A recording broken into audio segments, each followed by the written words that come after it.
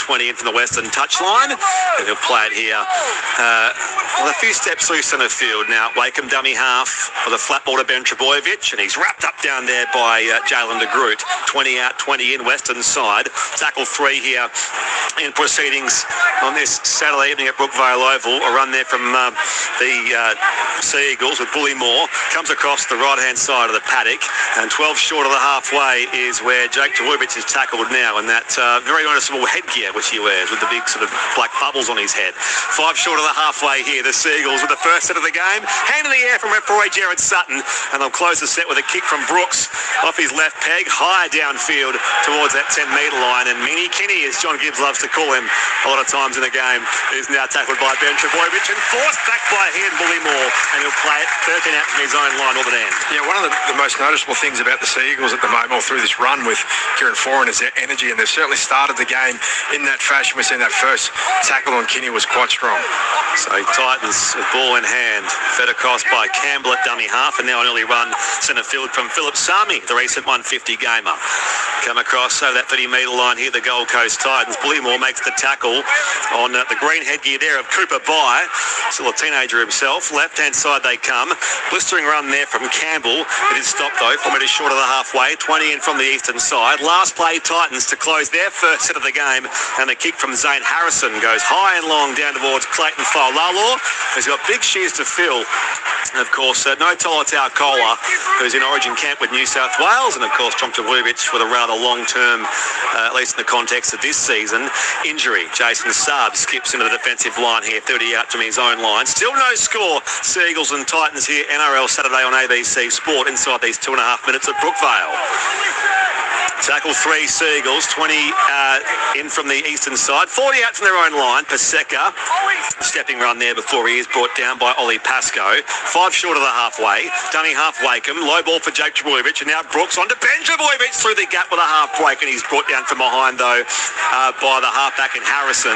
Kick will come from Brooks, up it goes, and again Kinney sets himself, brings it down comfortably, and he'll play it 12 out from his own line. 10 in from the western side, still no score. Seagulls, Titans, 2.5 play. Yeah, another nice set from the Seagulls, and once again they're muscling up the defence, lots of line speed out of the middle of the field and putting lots of pressure on those early carries from the Titans. Well, Tiger, Bulldog and Kiwi. Dean Hallertau with us as always on ABC Sport alongside Matthew Elliott and me, Brett Sprigg. Dummy half they go here, and now a run through centre field for the Titans. It's with de Groot, who will play it now as they come up towards the 40-metre line. Harrison ripped to the deck on a big tackle from Josh Fellerty. Play it 7 short of the halfway. The dummy half Pascoe finds the kick from Campbell. Up it goes, and again out there for Clayton Faulalo. Makes a half break here before reinforcement comes. 30 out, 20 in from the eastern side. Krugerwire makes the tackle, and Manly rolls on here with the first set restart of the game. So still no score. Manly and Gold Coast here on ABC Sports. Saab gains about 7 or 8 metres. 40 outs in the field. Comes left-hand side now for Bullymore.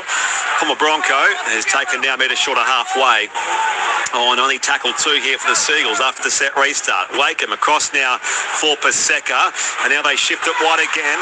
Off to that right edge with Garrick and Saab out there. Saab gets involved, steps infield, brought down on a 3-man tackle. Will now play at 25 out, 8 in from the eastern side.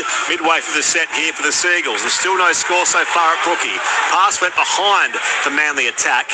Loose ball gathered by Blake Wilson, and the white headgear wearing winger will play it now. 30 out from that northern line to which the Gold Coast Titans are defending.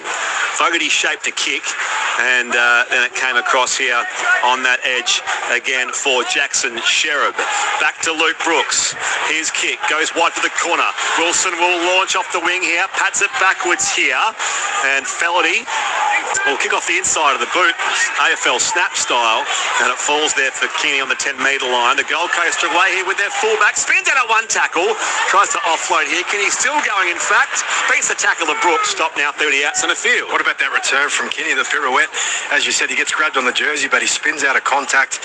He's able to gain another few metres there, so he really sets the platform for the set here for the Titans. 5 minutes played first half at Brookvale. You're with Brett Sprigg and Hallertau, Matthew Elliott. After earlier the Warriors 30 beat the Dragons 12 12 at Cogra Jubilee. Titans inside Seagulls territory. By across now for Harrison. Slips the Brooks tackle and he's put down now. 7 steps inside Manly territory on the second last play here for the Gold Coast Titans. Across they come from dummy half. Pascoe finds Fodawaker. Play at 35 out centre field. And the running kick now from Campbell. High towards that south-eastern corner of the ground. Saab plants the feet, takes the catch, and they'll start their next set from there, the Seagulls. 8 out from their own line. Touchline we go. Matthew Elliott, no score so far. Yeah, understandably conservative start from both teams here, Brett, but what I will say is that Manly were winning the contact until Kinney got that quick play the ball and they got field position back. I was going to say, mate, you've got a granddaughter who's transitioning from dancing to footy. That was very impressive footwork there, dance style from Keanu Kinney. Played now by Feldy. Across here to Jake Trbojevic, and now Cooper By. His opposite number wraps him up. 40 out. On last play for the Seagulls, Wakeham dummy half. Off to Brooks, who drills the kick downfield. It sits there on the wing for Tauamo Piao, the former Cronulla and Canberra reserve grader, and brings it back into the defensive line. 30 out, 20 in, western side here at a slippery Brookvale Oval. As Matt Elliott said, conservative play so far, and no change to our scoreboard. 7 minutes played. Manly nil, Gold Coast nil here on ABC Sport. And now taken down is the man out there, Philip Sami. 40 out centre field, or shifted across the left here, the Gold Coast Titans. And on halfway is where that run for Beau Fermor stops. They come left-hand side. The right edge defence was all over it. Jason Saab made the tackle on Campbell. Comes across here, and now a running kick from the halfback, Zane Harrison. It'll land 10 metres out there. Coming through, Brimson. Fed it back here. Still alive now for the Gold Coast Titans. By, picks it up. Back for Adama Howe. Oh, shift right-hand side now. It's with the Groot. He steps, comes infield, scores with ease behind the posts. A quick shift from the Gold Coast Titans, and Jalen the Groot opens the scoring at Brookvale Oval. 4-0 kick to come, Gold Coast. 8 minutes played first half. Dean Hallertau. Yeah, a little bit of a hush over the home crowd here, and it was a nice play prior to the kick. It was on the second last play. They got in a short side. Jaden Campbell sees an opportunity. There's a bit of space which he almost gets through. He gets dragged down by some desperation defence, but they kick straight back to that point where the defenders would be coming back to try and protect the catcher there of Faulalo. Instead, it's that man coming through there, and AJ Brimson puts pressure on. He's able to jostle the ball free. Then a top potato from the Titans, I should say, back through the middle of the field. And then the second kick, the passes across field to find Jalen the Groot changing angle. And they're just the cover defence had gone too far. Of course, he's in the side for Jojo Fafita on origin duty for Queensland. So Jalen the Groot scoring his first try, it's his second game of this campaign on the touchline. Back to Matt Elliott. Yeah, I think they're going to have a close look at the ping pong ball there that went between players. But I think Brimson did knock it back, and it's play on. And I've also got to give a massive rap to Cooper By there, who kept that ball alive after having 2 defenders on him. Great try by the Titans. So Jalen de Groot, 17 games last year, 18 games overall. They are checking this. You can even see Jared Sutton is watching the big screen here before Chris Butler in the bunker has an official look at this. Jaden Campbell has the tee in his hand and will kick them directly in front. I'm going to check this, and the home crowd now aware of the bunker investigation. So it was just a question of that initial touch as the ball came down. I think it eventually goes back, but whether or not there's a touch after the... Looking at the left hand here of AJ Brimson. He touches his arm there first, then touches the left hand. You know what? You know what I was worried about, Matt? You were so convinced, which made me be really concerned that was going to be... That initial touch, AJ continues to pull the ball forward. So there'll be no try, Jalen de Groot. As soon as Matt said he thought it was all good, I know what that's like. I'm just saying, well, when you convince yourself, as I often do, nothing surer, that it gets overturned. So there we go. I'm sitting right next to the Titans bench, mate. So I've got a they're big dudes at their bench. I'm scared. So I've got to sort of be slightly optimistic their way. Cheering every carry for the Gold Coast Titans. Thank you, Matt. So no score here at Brookie. Jalen de Groot's try disallowed. Seagulls 0, Titans 0 after 8 minutes here. NRL Saturday on ABC Sport. Now the first penalty of the game goes Manly's way. Yeah, just compounding things. Obviously, the disappointment of the try not being allowed or overturned, and then giving a penalty away to Manly coming out of their own end. And Matthew mentioned before about the Titans able to wrestle back a bit of field position, and they just undo that slightly by enabling the piggyback. A fine touch on the eastern side here, right smack bang on halfway. Dion, thank you for your text. Tim, thank you for your lovely text as well. Appreciating the commentary so far tonight is Tim in Lismore. So, Seagulls here, deep in Gold Coast territory, 35 out. Fogarty feeds the ball back here for Bullymore, and he crawls towards that 30-metre line now, which the Titans are defending. As Fogarty, the first receiver, inside ball now for Paseka, gains a quick half a dozen. 25 out, here middle of the park to the Seagulls.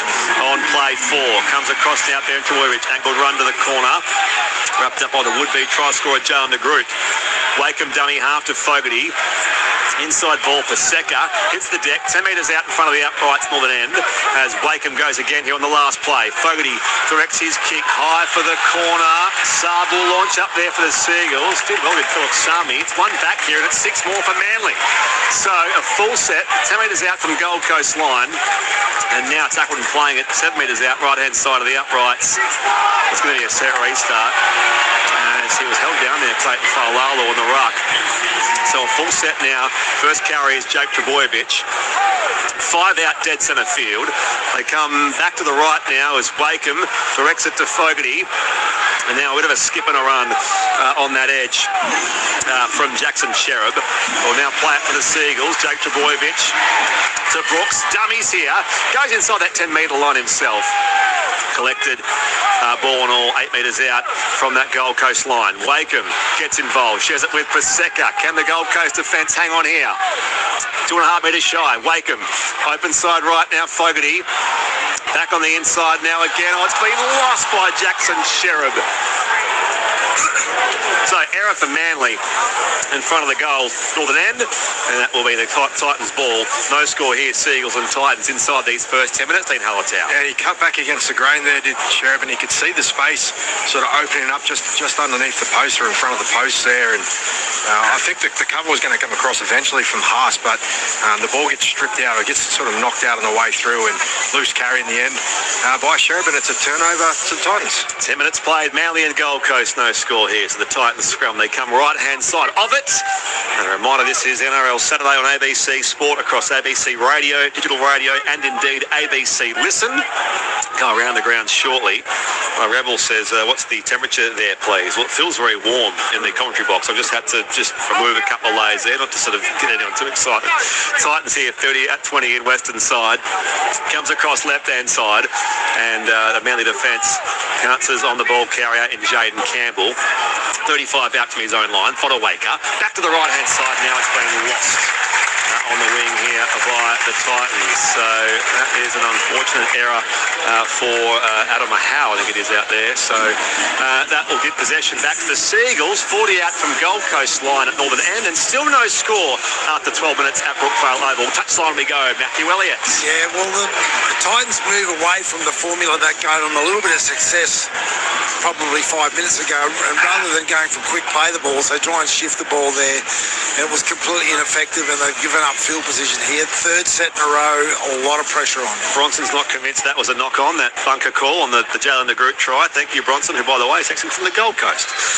No score so far, Seagulls and Titans. Manly on the attack on their home deck at Brookvale Oval. 35 out. Brooks, hand pass to the pass wide to Ben Trebojevic, and now Josh Feldy has run down from behind. It's been lost by Josh Feldy. So a couple of those new names making errors for the Seagulls, Josh Feldy and Jackson Cherub in recent plays, but they'll challenge this one. Let's go to the bunker. Not sure what their case is here, the Seagulls. There was an immediate reaction from Feldy on the ground. He thought it was ripped out, and he gestured that. Look at the left hand here of Zane Harrison.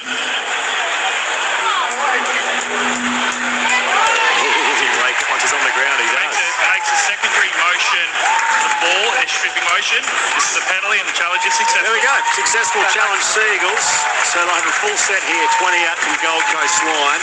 Answer Levine, thank you for your text.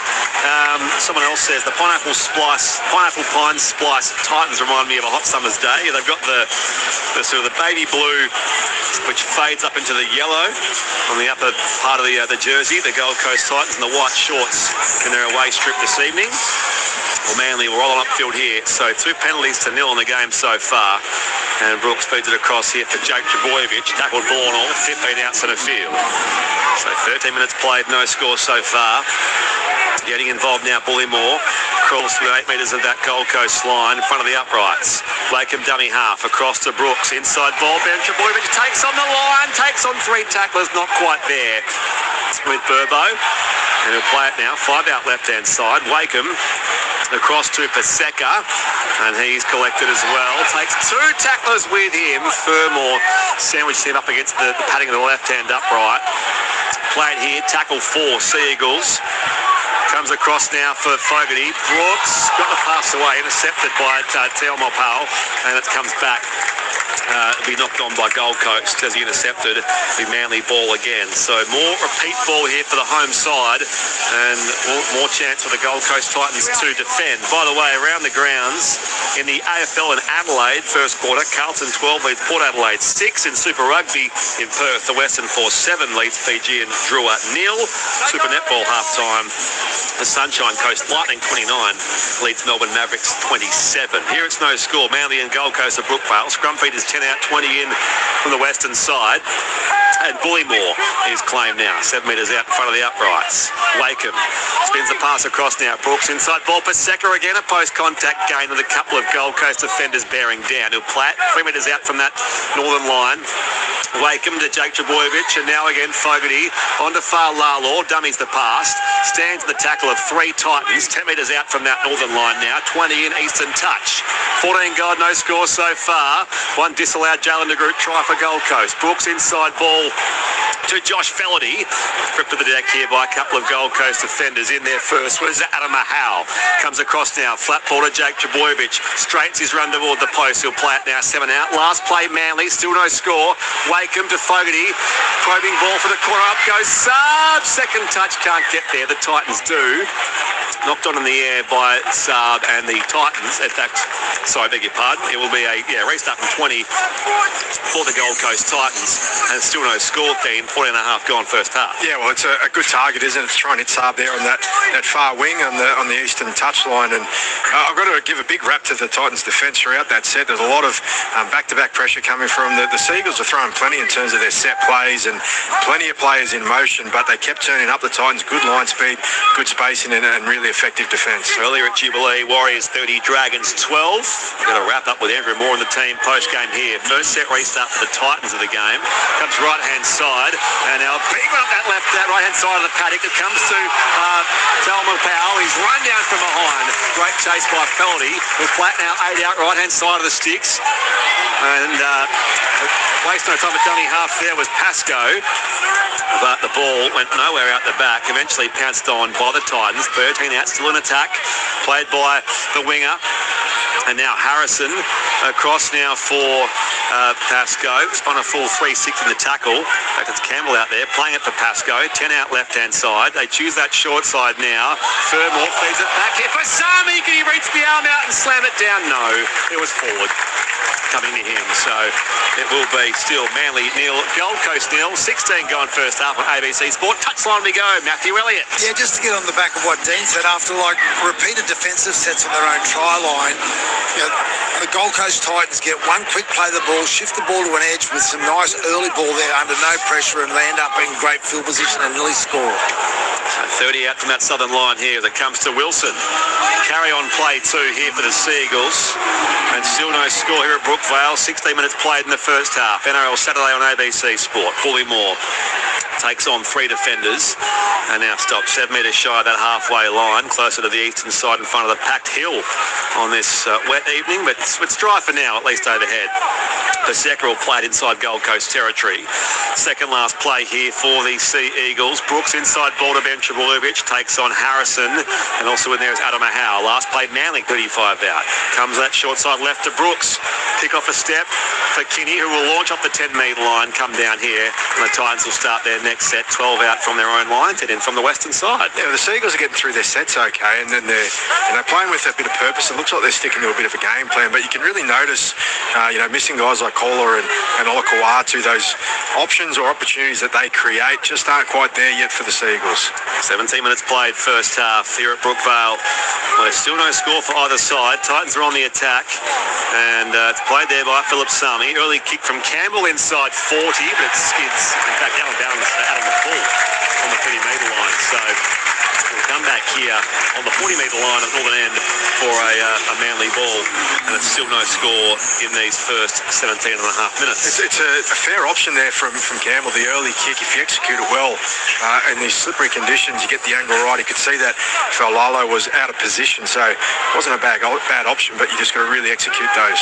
And as a result, Manly have a full set here. 30 out from that northern line, which the Gold Coast Titans are defending. Paseka will play it there for Wakeham. And now off to Jake Trebojevic. Gains about 8 or 9. Offload. Still alive here for Wakeham on play 2. Comes back here now to Ben Trebojevic.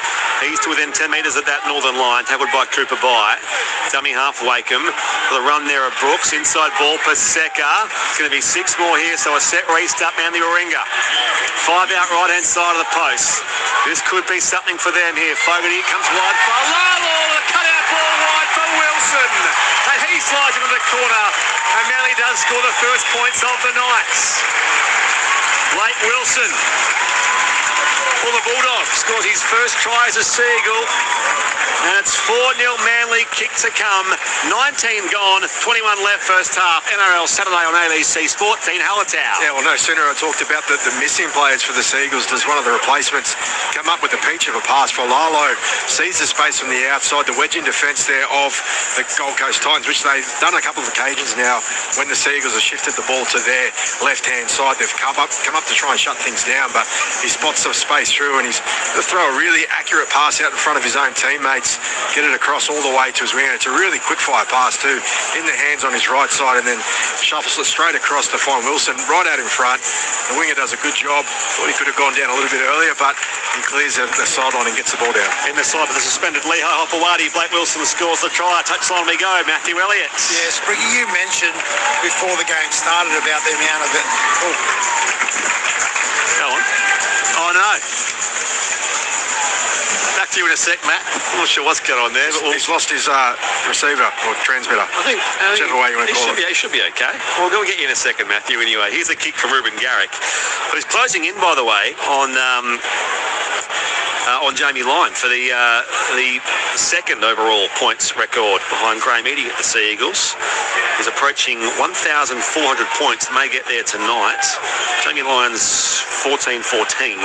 There's a sideline kick, 23 out. He curls it around left-hand side, misses near side, so it remains Manly Warringah 4, Gold Coast Titans 0, midway point of this first half. We got you down there, Matthew? I'm back. As you were. And I wish I could blame someone else for the error there, but anyway, it wasn't a red button issue. It was just my thing fell out of the mic. Sorry about that. Well, it's probably a bonus, but I was just talking about those errors that you spoke about before the game. Jaden Campbell kicks the ball out.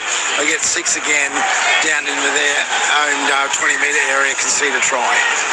Off the SMS, Neil says, so good of Matty to be standing out on a cold, rainy night so that us listeners can better enjoy tonight's match. Yeah, I love the word pictures of Matthew Elliott from down there, just painting a picture for us as far as the atmosphere, what it's like underfoot and overhead here at Brookvale on this Saturday evening, but thankfully no rain for now.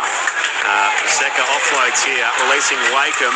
Shares it across to his fullback, Falalor, and he'll play it now, 35 out from his own line. It's been a while since Manly have been this deep in their own end because they've had plenty of repeat ball in the Gold Coast half for their 4-0 lead so far. 20 gone, 20 left in this first half on ABC Sport. You're with Brett Sprigg, Dean Hallertau and Matthew Elliott, played by Jake Trbojevic. The pass from Wakeham at dummy half finds first receiver Kobe Hetherington. Makes a bit of a break as well before he slammed to the turf, 40 out centre field. Wakeham dummy half on second last play. Feeds it across here again to Ruben Garrick. And Garrick will fire it across left-hand side for Ben Trbojevic. Spun around, pass back to Garrick. And he'll break that 40-metre line here. Garrick 35 out from that northern end. Last play, Seagulls, 4-0 their lead. As Wakeham off to Fogarty. Off a step, a high kick. And now this will be tough down there for Keanu Kinney. Dragged back into the end goal by Luke Brooks. But he was just in the field of play. Kinney as will play it now. The Titans deep in their own end will start this next set, but they trail 4-0. Yeah, well, since that try to the Seagulls only a set ago, they have gone up in intensity. Usually really strong carry by Hetherington through the middle of that last set, but the Titans have sort of sat back on their heels now. Their defence was good to start the game, just a little bit tentative. Manly were in before. Gold Coast nil the scoreline so far here on this Saturday night at Brookvale. And you've got Craig listening from Hiroshima in Japan on the ABC Listen app. Thank you, Craig. Great to give you some sounds from home as the kick comes from Campbell to close the Gold Coast set. Falalor gets into open space on the outer side. Dragged back 35 out from his own line. It's still the Seagulls 4, Titans nil here. 18 and a half left after earlier the Warriors 30 beat the Dragons 12 at Cogra Jubilee. Do you reckon? I hope that Maury and MC and Louis are okay getting out of the car park. It's a bit of a mud pit sometimes at Jubilee. Here they go, the try scorer Blake Wilson. Flat metre shot a halfway. On second last coming up here for the Seagulls, Josh Fellerty over halfway. He goes in a three-man tackle. Good post-contact gain inside 40, in fact, for Josh Fellerty. Play it now for Wakeham. Open side right, Jake Trbojevic feeds it back here now to Kobe Hetherington. Spun to ground here on this last play coming up. Wakeham dummy half, 30 out. Fires it left-hand side to Brooks. His kick high in the air. Sami will launch off the wing. Left it out the back there. Is pounced on by De Groot. So it just went back, thankfully, for Philip Sami. Not by much. And De Groot will start this next set for the Gold Coast Titans. 4 metres out from his own line at northern end. And the swarm of Seagulls defence dragged them all the way back near those posts in front of Manly Football HQ, their centre of excellence. As Campbell on a probing run, gains about 9 metres. Still Manly 4, Gold Coast nil. 23 gone, 17 left in this first half. NRL Saturday on ABC Sport. On this second last here, the run from Jaden Campbell again. And a run down, in fact, it's the fullback Keanu Kinney. Play at 35 out. Now it's last play. Campbell will kick to end the set. Wobbly ball down there for that edge of Falalor. That's where the fullback is stationed. And he brings it into the clutches there of about 4 Gold Coast defenders, 30 out from that southern line, 20 in eastern touchline. You know, again, that energy lift that we've seen from the Seagulls, that they feel like, well, it looks as though they can feel a real drain in the energy levels of the Titans. So they are putting the foot down at the moment, trying to blow them off the park. And now Ruben Garrick has scored a couple of tries last time these sides met. Round 15 last year. Play it 5 metres short of halfway. They come short side right. Saab receives and now brought down by Curtis Moran off the bench for the Gold Coast Titans. Remains Manly 4, Gold Coast nil the scoreline here at Brookvale. Hetherington gains half a dozen now. Moran gets him. Play it 40 out, 20 in from the far side as Brooks sends his kick high. Again for that wing of Sami. He will launch and again drop the 40 and this time it's 4. So I mentioned that Gold Coast are top 6 for errors. Matthew, they might be in the top 4 by tonight. Yeah, they're doing a good job. They can blame it all on you, Spricky. Just on the back of what Dean said, we talk ad nauseum about field position. I just need to explain why we talk about that. Defensively, normally when a team's coming off their own try line, you've got very few decisions to make. There's normally just one player coming at you, then you get to pace them. When someone's attacking your try line, you need everyone engaged, and that's the energy that Dean was talking about. So scrum feed Manly, 15 out from that northern line. It comes here now to Nathan Brown. So he's off the bench. They've used Brown and Hetherington so far. The Manly Warringah Seagulls, 4-0 their lead to the home side. Brooks back to Feldy, takes on the line here. Big fend there on De Groot. He's to within 5. He's almost lost it in the play the ball. Roll back there for Wilson, who did score the try earlier. Only try scorer in the game so far, Blake Wilson. Set restart Manly as Jake Dwurvich is tackled now. 10 metres out centre field. So another ruck infringement there. It's going to be back-to-back, in fact, set restarts in this set. Fogarty, inside ball here now for the Seagulls, and almost there. Tackled and playing it now is Sherab out there on that far side. Comes back infield now as Hetherington is wrapped up. Play it there for Wakeham. Comes back blindside left as Brooks pushed one far Lalor to Wilson. Same as the first try, but not quite the finish from Wilson, who was run out over the touchline by some desperate Gold Coast defence. So it remains Manly Warringah 4, Gold Coast 0, 14 and a half left in this opening 40 at Brookvale in Hallertown. I could see Falalo just kicking himself a little bit there after the pass, because he was thinking, as you said, for that quick tip on to find Blake Wilson, but he'd already sent the defence past him. So there was a real opportunity for Falalo there to tuck the ball under the wing and try and cut through himself, and he recognised that straight away. And again, on the slippery night, Blake Wilson, he takes a shot at the edge, but the defence just pushes him over. Gold Coast ball 10 out from their own line. They trail 4-0. Around the grounds AFL, Carlton 30 leads Port Adelaide 12 in the first quarter. Super Rugby first half, Force 7, Fiji and Drua 7. By the way, in the A-League men's grand final, it's almost the 90th minute. Auckland FC 1 leads Sydney FC 0. 13 and a half here left, as I mentioned, in the first half, as Pascoe explodes away from dummy half, and now a nice post-contact run there as Brown tackles the ball carrier on that left edge for the Gold Coast Titans. They come back in field. It was nicely done there by Philip Sami. 5 short of the halfway. Come across this right-hand side, and there was a penalty here for a high shot going the Gold Coast Titans' way. So that will be penalty Gold Coast. In this game so far, I want to say it's penalty count 2 all. I'll recap that just to let you know here. But the Seagulls do lead 4-0 through 63% possession. And in fact, it doesn't seem right. In fact, it is the first penalty that the Seagulls have given away. So it is Gold Coast first penalty, I beg your pardon. 25 out from that southern line. Tackled and playing it now for the Titans is Moran. Dummy half Pascoe. Feeds it across left-hand side. Harrison back on the inside for Mo Fodawaker. And he's wrapped up there by Hetherington and Brown and also Wakeham. Plays it quickly. Gold Coast might catch the Manly defence napping here. There's a surrender here, 10 metres out from that southern line for the Seagulls. And playing it down there is the halfback Harrison. Dummy half Pascoe. Back across here Randall. And now Brimson's done a full 360 by Sard. Second last play here for the Titans, who trail 4-0 at Brookvale. Open side right, Harrison carries the footy, shares it across now Randall, and now Kinney loops the pass wide now off to Telma Piao. Comes back now for De Groot, spins through one tackle, still alive here for Adam Mahal. 10 out from Manly's line, and now he's cut down. Last play Titans, 8 out right-hand side of the uprights. They trail 4-0 early on here. 11 left in the first half.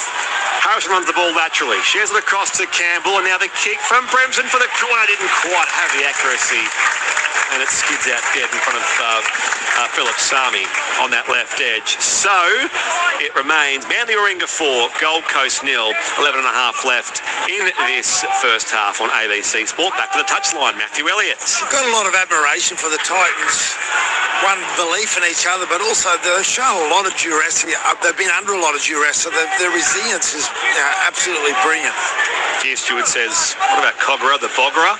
It can be a bog, especially at the car park, as I earlier referenced. 20 out from that southern line as Saab will play it now for the Seagull. Will spin it across left-hand side. Brooks off to Feldy, almost in open space, but the Groot got him. Still going Feldy. Tackled by Harrison. 7 metres shy of the halfway line on the NRL logo, members' side of the ground, as Brooks gets over halfway now on tackle 4 for the Sea Eagles. Dummy half Simpkin across here to Jake Trbojevic. A barnstorming run where he takes 3 Titans defenders with him. And his last play, Manly, 30 out, 20 in Western side. 4-0 is the home side leader at Brookvale. Kick from Fogarty goes up. Kenny will launch inside his own 10-metre line. He's down uncontested, but Brooks wraps him up there with Benro BK15. And it'll be penalty here, Gold Coast.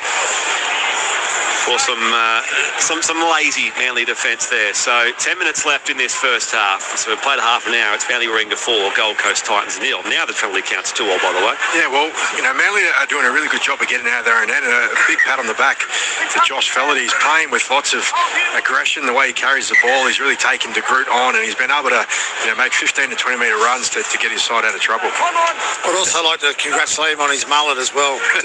It is one of the all-time best, and that you would know, as you've got a history in that department as well. That's why I love it. De Groot across now for Harrison, and over halfway the Gold Coast Titans go. They've had far less possession, about 40% of the mention in the game so far, and tackling playing it now is Josh Paxton. So he's off the bench, makes his first carry. They come right-hand side, Feldy with a big hit down there, defending 30 out from Manly's line, and the man who was hit there was Harrison, the halfback. Rolls it back there for Pascoe. Inside ball comes from Randall, and now again the Gold Coast Titans with Moran. He'll play at 25 out from that southern line. Stepping run now from Josh Paxton, and he'll play it 12 out, 20 in from the eastern side. Manly leads here 4-0. Gold Coast though with a look. Second last play, Randall to within. In fact, it was the last play, so it's a changeover. 5 out from Manly's line. Seagulls go back on the attack, and they lead that 4-0 scoreline. 9 minutes left in the first half. Then Hallertau. Yeah, last 2 sets, the Titans have been attacking the line of the Seagulls, or they've been deep in attacking territory, but it hasn't gone to a half on last play to come up with the kick and possibly get points or a repeat set. Instead, they've played it to an end, and now the Seagulls get to bring the ball out. Blake Wilson, the game's only try scorer so far from a Bulldog. Here he is with the ball in hand, gains a quick 10 metres before being put down by Paxton. 22 out from that southern line. Simpkin directs it across to Nathan Brown, so they've used Simpkin, Brown and Hedrington off the bench so far. I dare say Sione Leafi will be the last one they use if they're 1-17, the Seagulls. Brown slow getting up here. He was a one-time Origin player for New South Wales, Nathan Brown.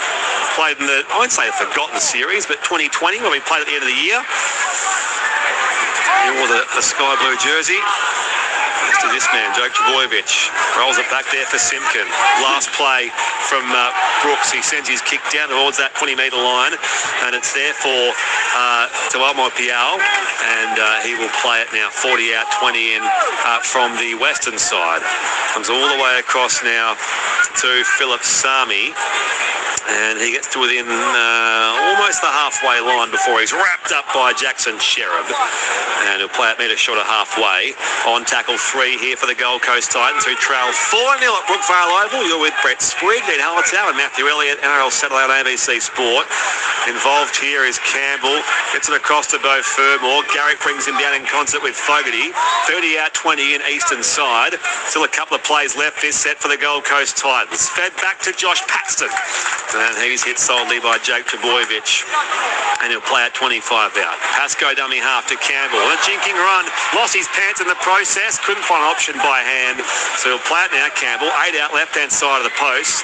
Pascoe from dummy half, shares it with Harrison. Across now again on the bounce. It comes to the winger in Tuamo Piao. Feeds it back for the Titans. Still the last year, the refs say it there, to the fullback Kinney. Drop punts across the 10-metre line. Still alive for the Titans. Garrick gets involved here in defence, but they bring it away here. Passon offloads back for Harrison, and now it's been lost by Chris Randall. To end an exhilarating last play there for the Gold Coast Titans. Manly back on the attack, 4-0 their lead. Yeah, I was getting ready for one of the tries of the season call there, because it went through so many hands, a couple of kicks, and then just a simple error in the end, and maybe the pressure there on Randall to try and come up with something on last play. I want to share an anecdote at half time. We did hear, we spoke to Titans GM Scott Sattler before the game, and he spoke about the process of Chris Randall being cleared to play this week, which I'll just sort of tease that and come back to to it at half time. It is Manly Warringah 4, Gold Coast Titans 0. Ben Trebojevic will play it here on the halfway line with 8 minutes left. In fact, the scoreboard says 6 minutes left in this first half on ABC Sport. Brooks gets involved here up that left edge in attack and now brought down. 28 out. Plays it for Simpkin. Off to Fogarty. He stabs his kick up in the air. Kinney will launch off the 10-metre line. Tackled in the air. No question there by Josh Feldy. Got a great mullet, but that was not his best decision. So that will be penalty Gold Coast. Penalty count 3-2 so far. Scoreline Manly 4, Gold Coast 0. Touchline we go. Matthew Elliott. From a coaching perspective, what you quite often do, particularly when you've got good balling conditions like this, you want to kick early in the set. That's where your opportunities lie. So the nights like this quite often isn't a slick passing that scores the tries. It's a kick into the backfield that gives you that opportunity. We saw Jaden Campbell try that earlier in the half, didn't we? And it didn't quite come off out on the full, but do it in good ball. That's a better place to do it. Sea Eagles 4, Titans 0 the scoreline here. Dummy half. Moran feeds it across here, and now Adama Howe is tackled. 40 out from that Manly line at the south end of Brookvale Oval. Harrison feeds it on here now for Moran, and Moran is claimed. 30 out, 20 in from the eastern side. Tackle 4 here for the Gold Coast Titans. Pascoe rips it right-hand side of the park now as it comes back to Keanu Kinney, and he hits the deck. 25 out, 20 in from the western side. A couple of plays left in the set for the Titans. Randall across now for Harrison. Dummies the pass, couldn't quite outsmart Sherab, makes the tackle on him, Jackson Sherab. 20 out, 20 in. Last play Titans. Campbell kicks back towards that same corner. They're also chasing it through here. Falalo through the air. Did Philip Sami get him? No penalty forthcoming. Manly will have possession. 5 out from their own line in Hallertown. Yeah, well, obviously, recent in Manly's memory is that the penalty up the other end of the field, so maybe some contact as he's coming down there on Falalo. But one thing I'm seeing from the Titans, when they move to their right, they are creating a little bit of trouble for the edge defence of the Seagulls, their left, and it's forcing them to come up and try and shut things down. So sooner or later, there may be an opportunity to score points down their right. Here goes Josh Feldy. His second game for the Seagulls, former Tiger. His only previous game for Manly was in round 5 against the Dolphins up at Dolphin Oval. That was, I think, Kieran Foran's first game in charge from memory. And this early kick, as Matthew Elliott mentioned, this time from Fogarty, does find touch 20 out, but it will be Gold Coast ball in their own half of Brookvale Oval. So Seagulls 4, Gold Coast Titans 0 with 3 minutes and 15 seconds on the clock to half time. Matthew Elliott. Yeah, what an arm wrestle we're witnessing here. As I said, I would have thought that even in these conditions that Manly would have taken more opportunity, with the field position they've got. But I've got to really salute the Titans' attitude tonight. They're really in this game. So, it's a low-scoring sort of wet weather footy here, but no rain at least. So, as the players adjust to the conditions, it comes loose here from the Titans, and Dean will have gone forward from both Fermor. So, Manly force the error, and they'll look to add to their 4-0 lead here with 2:40 left. A scrum feed, 35 out. In fact, they're going to challenge this, the Gold Coast Titans. Have a listen. Okay, Bucky. We've got tackle 2 there. High folk had the tackle. Ball comes out. Gold Coast challenging that it's not a loose carry. We'll see what Chris Butler makes of it in the bunker.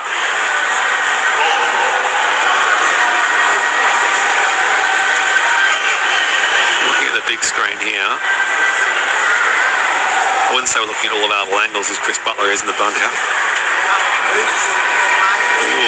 Is there a hand in there? Does Fogarty dislodge the ball in the 3-man tackle? I've got to say, from where it's hard for me to see the screen. Certainly a Manly. Both angles that we've looked at, you can see Jamal Fogarty purely is making a tackle, does not move to the ball distribute. It's just a loose carry from both Fermor. Unsuccessful challenge, Gold Coast. Off the SMS, Nick in Gloucester says, good call, fellas. Chilly night here in Gloucester.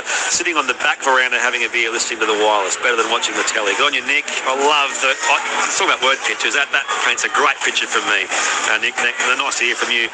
Tim is crossing the bridge to Jutland in Denmark listening to a great call Thank you, Tim. 0467920222. This is NRL Saturday on ABC Sport after earlier the Warriors 30 beat the Dragons 12 at Cobra Jubilee. Manly scrum 30 out, 20 in eastern side. Garrick centre field pass off to Faulalo. Angles his run to the corner here. Wrapped up down there by Talmopiao, and he'll play it 20 out, 5 in western side. The Seagulls lead 4-0 as we approach half-time. There's a run from Ben Trebojevic, and he's still 13 metres out from Gold Coast line at northern end. Played here for Simpkin, tackle 3. Open side right. Brooks off to Brown, and now Fogarty takes on the line here. Pass to Garrick. And Garrick can't offload as Campbell puts him down. And we'll play it 15 out, 20 in from the eastern side. So Simpkin, dummy half. Off here to Fogarty. Wrap-around ball here again now for Hetherington. And he's put down 11 out centre field now for the Seagulls. They lead 4-0. Minute 45 left to the break. Brooks feeds it here to Feldy. Pops it back. It was too quick for Faulalo. Picked up by the Titans winger in Jensen Talmopiao. And he'll play it 22 out from his own line. So Kenny goes from dummy half here. The Titans fullback. But he's forced down there by Simpkin, 30 out centre field. Minute 25 left here. Gold Coast thought they had the first try of the game through Jalen de Groot. That was disallowed. Really a knock-on. And now Saab makes the tackle on AJ Brimson. There's the other Gold Coast Titans centre. Blake Wilson, only try scorer in the game so far. Scoring his first try for Manly Warringah. 60 seconds left to the break. It's tackle for Gold Coast Titans, still inside their own half. Pasco wide here. Pass untidy from Kinney. Almost picked up by Wilson on the overlap, but it comes here to the Gold Coast winger in Talmopiao, and he'll play it 35 out. Open side left, Harrison. And they take on the line here, the Gold Coast Titans. Brown and Trebojevic, that's Jake, make the tackle there on Ollie Pasco. And now here goes Curtis Moran. Roll it back there for Pasco at dummy half. On Harrison, busy at half-back here, the Gold Coast number 7. And now Beau Fermor tackled 40 out, 20 in. It will be, in fact, a couple of plays left for the Gold Coast Titans. They shift it left-hand side. And Campbell almost got stolen away by Jamal Fogarty. Pasco, when it comes here, left to right, they shift it back again. Comes out wide again to Talmopiao, and he'll be spun to ground by Blake Wilson. Now it is last play Gold Coast with 5 seconds left in the half. They trail 4-0. Harrison's running kick goes high and long cross field. Saab takes the catch, and that will be all she wrote. Through 40 minutes on Sydney's northern beaches. The Seagulls 4 lead the Gold Coast Titans 0. As I mentioned, Blake Wilson, the game's only try scorer so far. He crossed in the 17th minute. The Seagulls have had 58% possession and 88% completion versus the Gold Coast Titans at 68% completion. So errors have been their issue all year. They are the second worst team in the comp in a lot of different categories, including overall, in front of the Dragons, which is their 2 wins so far. Line breaks 1 apiece. Tackle breaks were +5 Manly. Penalty count 3-2 the way of the Titans. And there were a further 5-2 ruck infringements Manly's way. No reports or injuries of note in that first half. Dean Hallertau. Yeah, well, I think we all sort of expected that it was going to be a dominant Manly performance that would get the Bickies over the Titans, who have obviously had a disappointing year in terms of their win-loss column. But Matty touched on it through the half. It's definitely been a resilient effort from the Titans. They've been asked to do a lot of defence in their own end. They've had the possession against them for the better part of that half, for the entire half. So for them to be able to repel the Seagulls, who have been flying high, have been playing some really good football and have some great structures, has been a really good performance from the Titans defensively. And when they've got their chances, that they've looked like they could create something. The polish isn't quite there, and the Seagulls have been able to handle it quite comfortably. But it's an admirable performance from the Titans, and it gives them a lot of hope, I think, for the second half. To be only 4 points down, giving away 61% possession, that's something that no doubt their coach will be very pleased with. Perhaps Josh Hannay is aware that Manly have never lost under Kieran Foran when scoring 16 points or more, which of course they're not on track to do given the low-scoring nature of the game, and they've not conceded 18 points in defence either, Manly. So certainly that's just a few numbers which sort of typify their last 7 weeks under Kieran Foran. But, 6 wins in that time, and they lead 4-0 here. But Matt Elliott, the Gold Coast Titans certainly showed plenty in that first half. They did, but they also need to understand it's an 80-minute game, and that's been one of their key issues this whole season is that they've put in parts of the game where they had an outstanding performance and then they just go to sleep for 20 minutes like some young footy players do, and there's a massive consequence for it. You know, I think on the other side of things, Manly have shown pretty good poise, but they also need to lift their urgency. I don't think their level of intent is what it's been in recent weeks. Okay, thank you, Matt. More from you after ABC News. I repeat earlier, the Warriors 30 beat St George Illawarra 12. That makes it, 11 straight losses on the year for the Dragons and 15 overall. Going back to last year, Luke Lewis gave his 3 points to Tane Tuapiki, 2 to James Fisher-Harris and 1 to Timothy Martin, all Warriors players in the ABC Player of the Year. 30 points to 12, the scoreline there at Cogra Jubilee. Paul in Brisbane asks, could you explain the difference between a knock-on, which we all know what that means, and a loose carry? Paul? Well, loose carry just comes out of your grip when you're trying to get up and play the ball, or you just don't have a good handle on the ball. Yeah, I love this. On a Saturday night, we get punters listening to the footy, which is great. And on a Saturday evening, sometimes you find yourself just surfing the web for just random things in footy. This person's found a video, and they're sending all these messages about your international career, Dean. Question, Dean Hallertau. Which was better, winning the 2005 Grand Final or doing the haka with 2 of the hardest blokes ever in the history of planet Earth, Ruben Wiki and Roy Asatasi?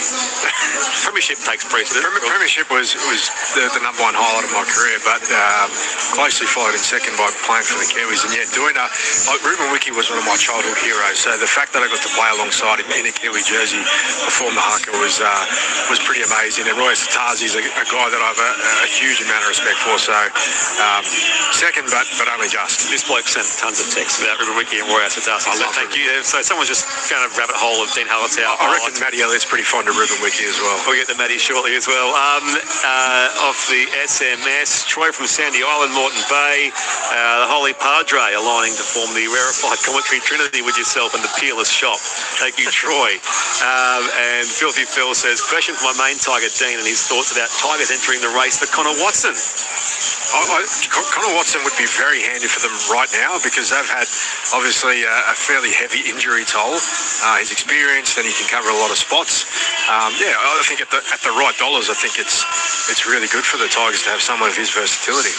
Peter Lismore says, best half of football for a while. Lots of things to like about the Titans. They're 7 and 9, look like real prospects. Yeah, it's 2 young guns, Harrison the halfback and Ollie Pascoe as well. And again, a random text saying, imagine packing down a scrum with your arms around Wiki and someone's just gone down a rabbit hole of old Kiwis highlights, which is fantastic. I played with Stacey Jones as well. I pinched myself that I got that opportunity to play with guys like that. Big shout out to Knuckles and all the family in Newcastle. Go your Eagles. Love yous, says Sandy and Stretch from Umungaree. Loving your commentary, guys. Thank you. Greg and Nikki enjoying the call from Dunsborough, Western Australia. Sitting around a warm bonfire. Go the Bears. I hope you got your Bears memberships, Greg and Nikki. Yesterday or the day before, where there was a few teething issues, but I think most of the Bears fans got there. Phil says, g'day team, on the couch, Fosmaxing with the Groodles, Cliffy and Beeves, loving the call. Good on you, Phil, who's obviously a Manly Seagulls fan. 4-0, and the Orango's leader of the Gold Coast Titans. NRL Saturday on ABC Sport. Back with the second half very shortly, but right now it is time for ABC News.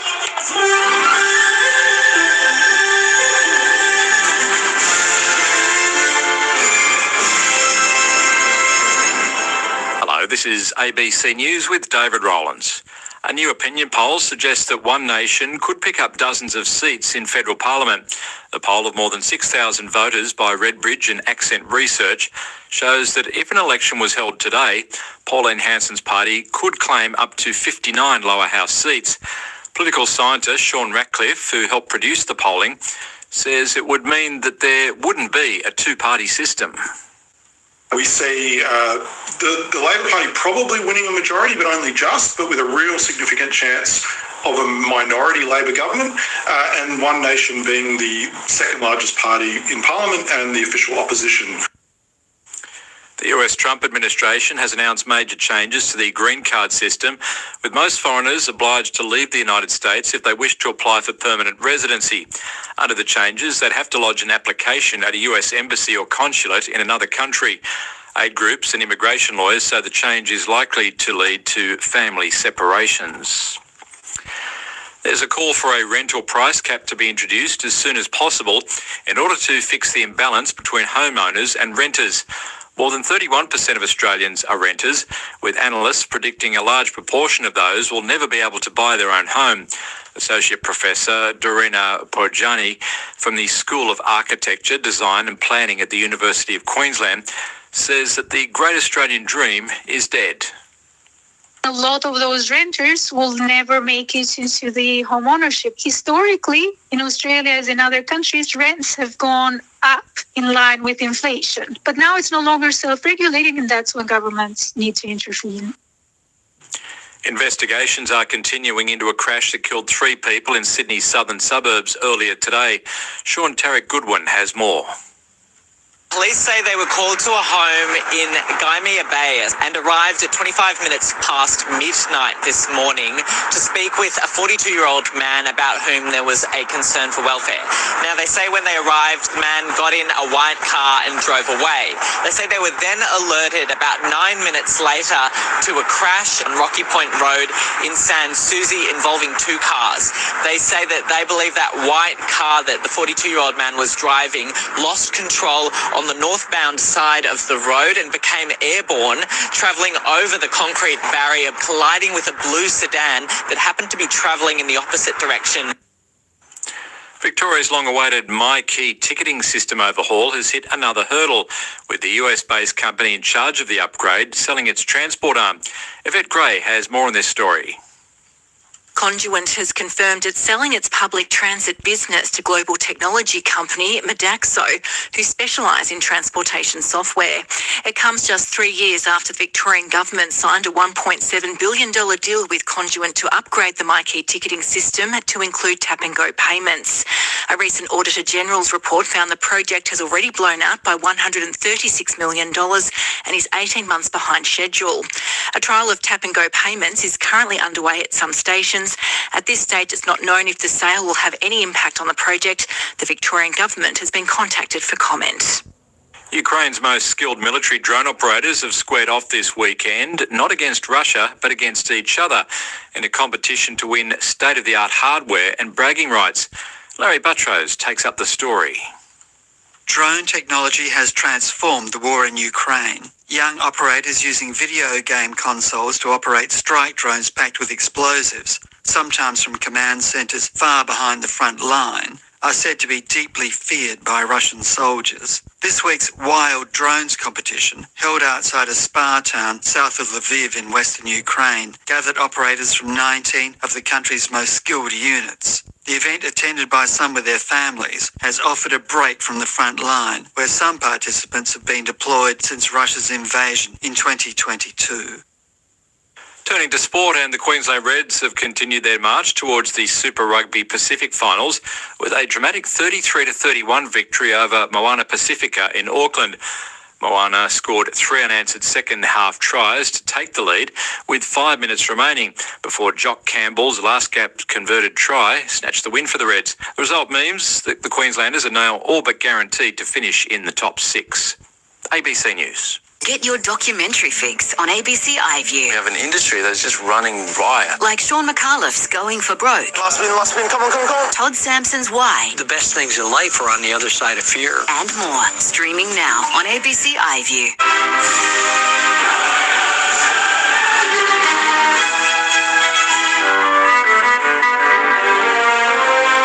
Vote now by searching ABC Classic 100, Greatest of All Time.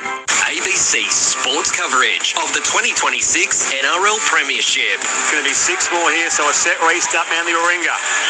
5 out right-hand side of the post. This could be something for them here. Fogarty comes wide for Lalo, the cut-out ball wide for Wilson. And he slides into the corner, and Manly does score the first points of the night.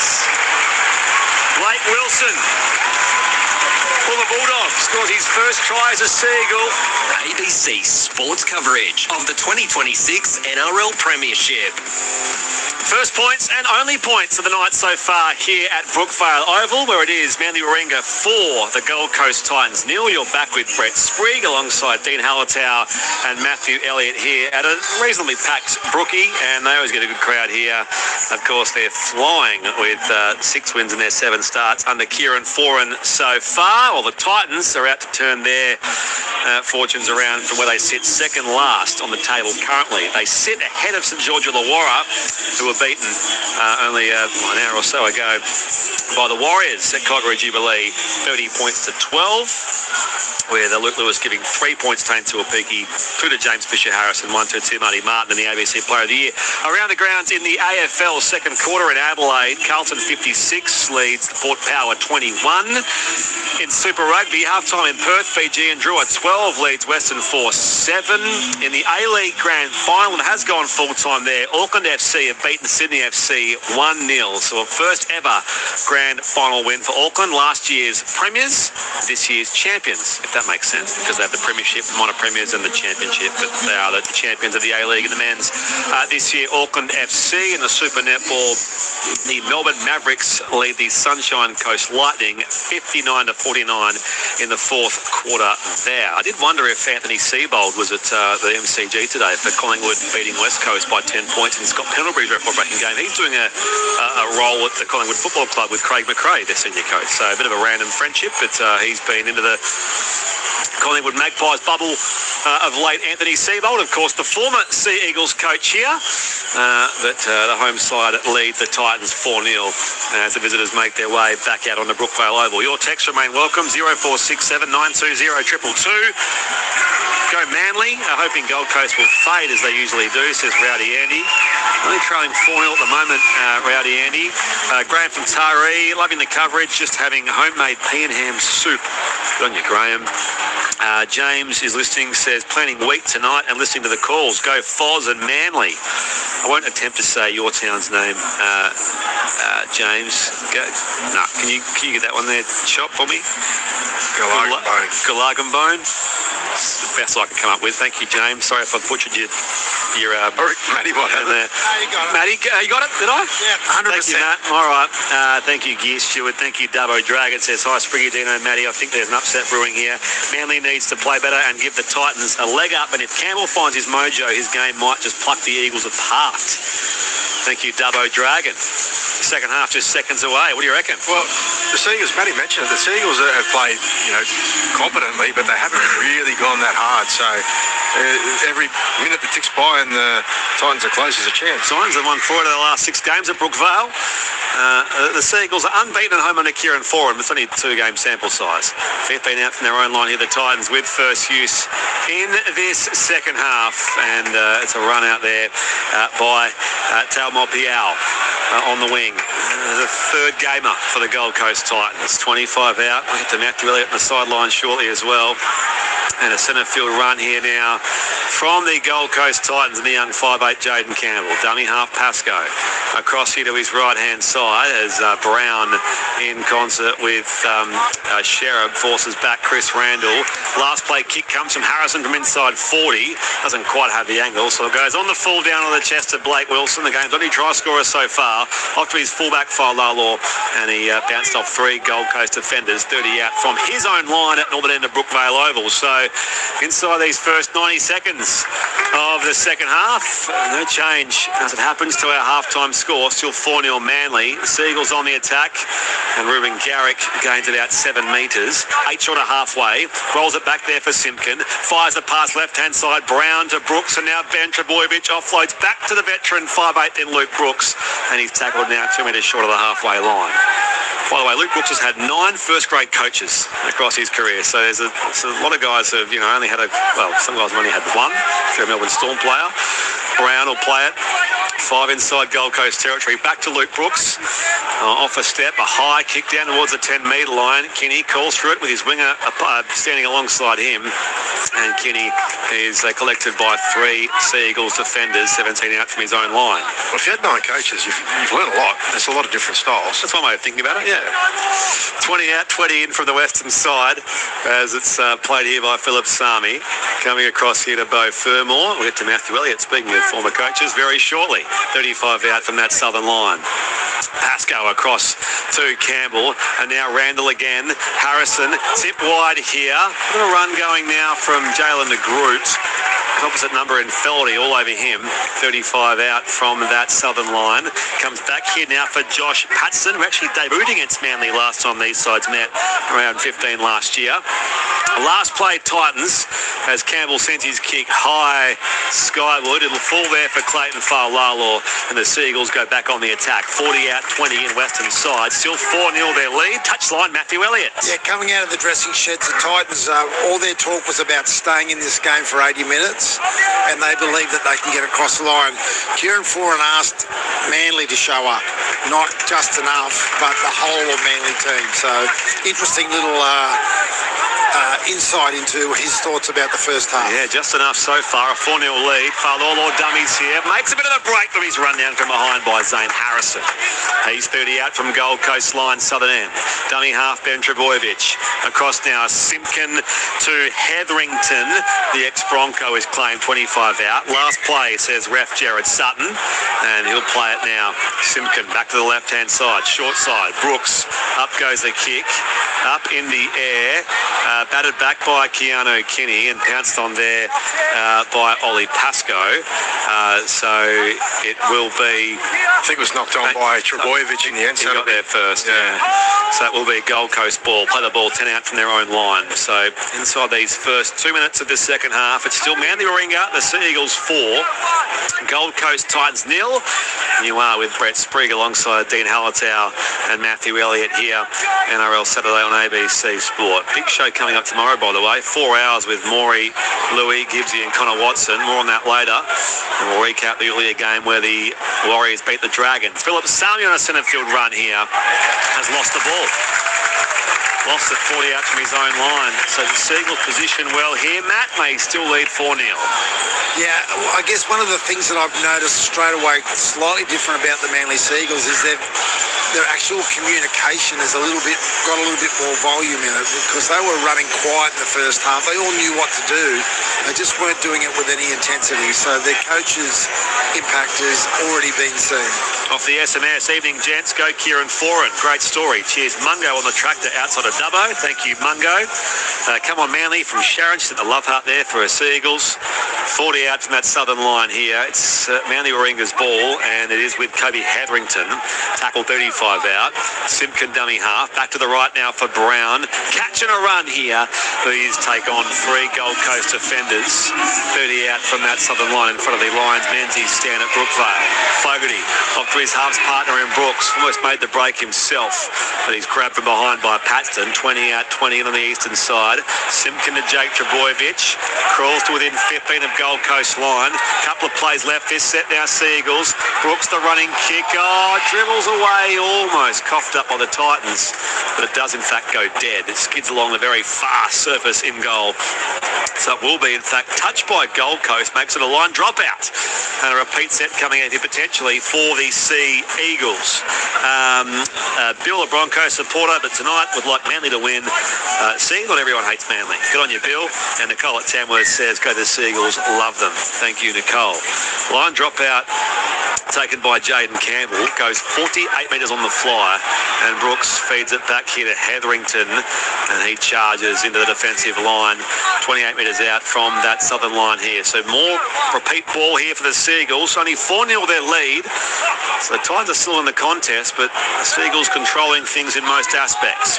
Nathan Brown, tackle 25 out, dummy half Simpkin, links up with Jake Trebojevic, and now it's with Jackson Sherrod, the Dragons junior via North Devils in Queensland. 15 out, right-hand side of the post. Long pass across Simpkin to Brown, and now Brooks busy as well. Benjamin looks back to Fa'alalo, strikes away one, dives in to score in the corner. And the fullback, Clayton Fa'alalo, makes it 4 tries in 5 games. Playing a key role tonight in that number 1 jersey.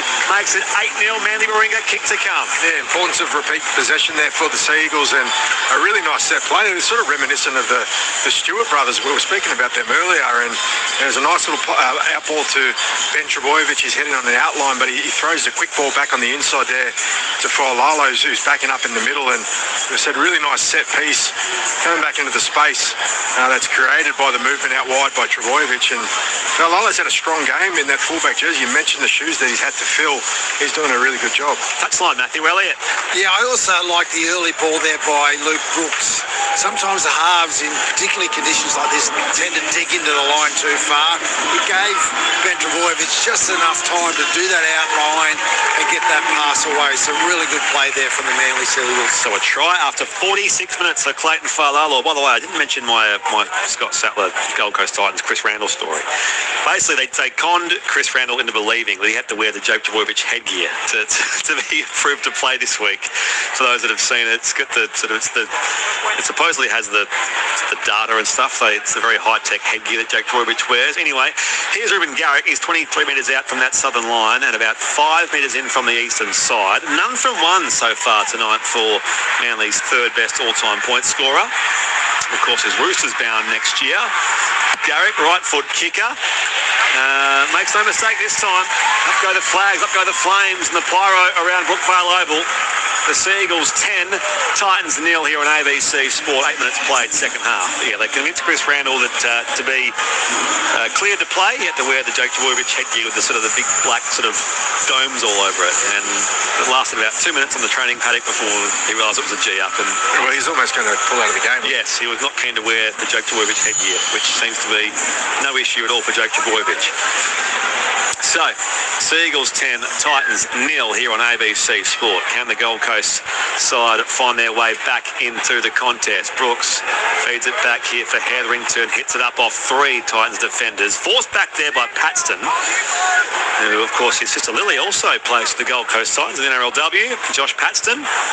Up the left-hand side they go. Ben Trebojevic on tackle 2 here for the Eagles. Play it 20 out, 20 in from the eastern side. Felity has been good for the most part in this game. Only his second game as a Sea Eagle. Play it 20 out from his own line. Left to right shift here now for the home side. Garrick steps in there on AJ Brimson, and he'll play it now 30 out. 15 in from the western side. Simpkin takes off from dummy half, and again wrapped immediately by Brimson. He'll play it on the red paint of the 40. Last place, Sea Eagles, 10-0 their lead. Comes to Brooks, he does kick from inside 40. You heard it there from the ref, Jared Sutton, but it goes straight down the line here. Picked up on the wing by Jensen Tavamo-Piao, and he will be tackled 25 out, 20 in from the eastern side.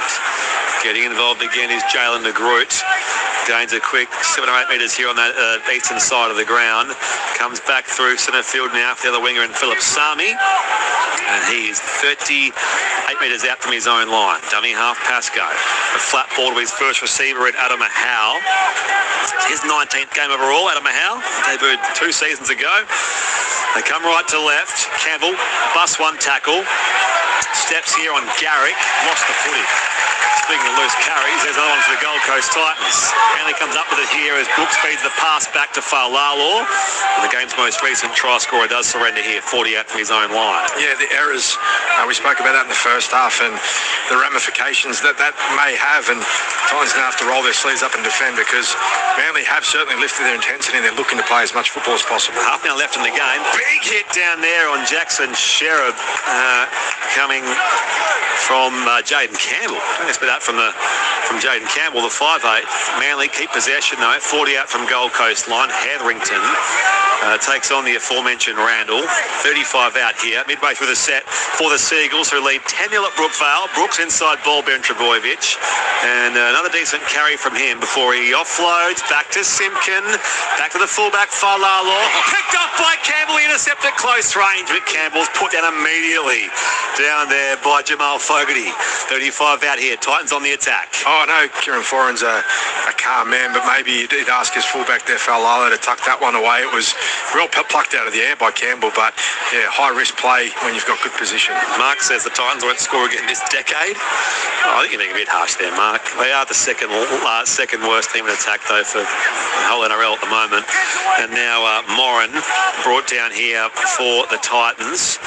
Only used 2 bench players, 3 with Randall, beg your pardon. And there is the run from Randall, the former Knight, who has in turn had it raked away. So it's a ruck penalty here. It's going to be a quick tap taken by Pascoe.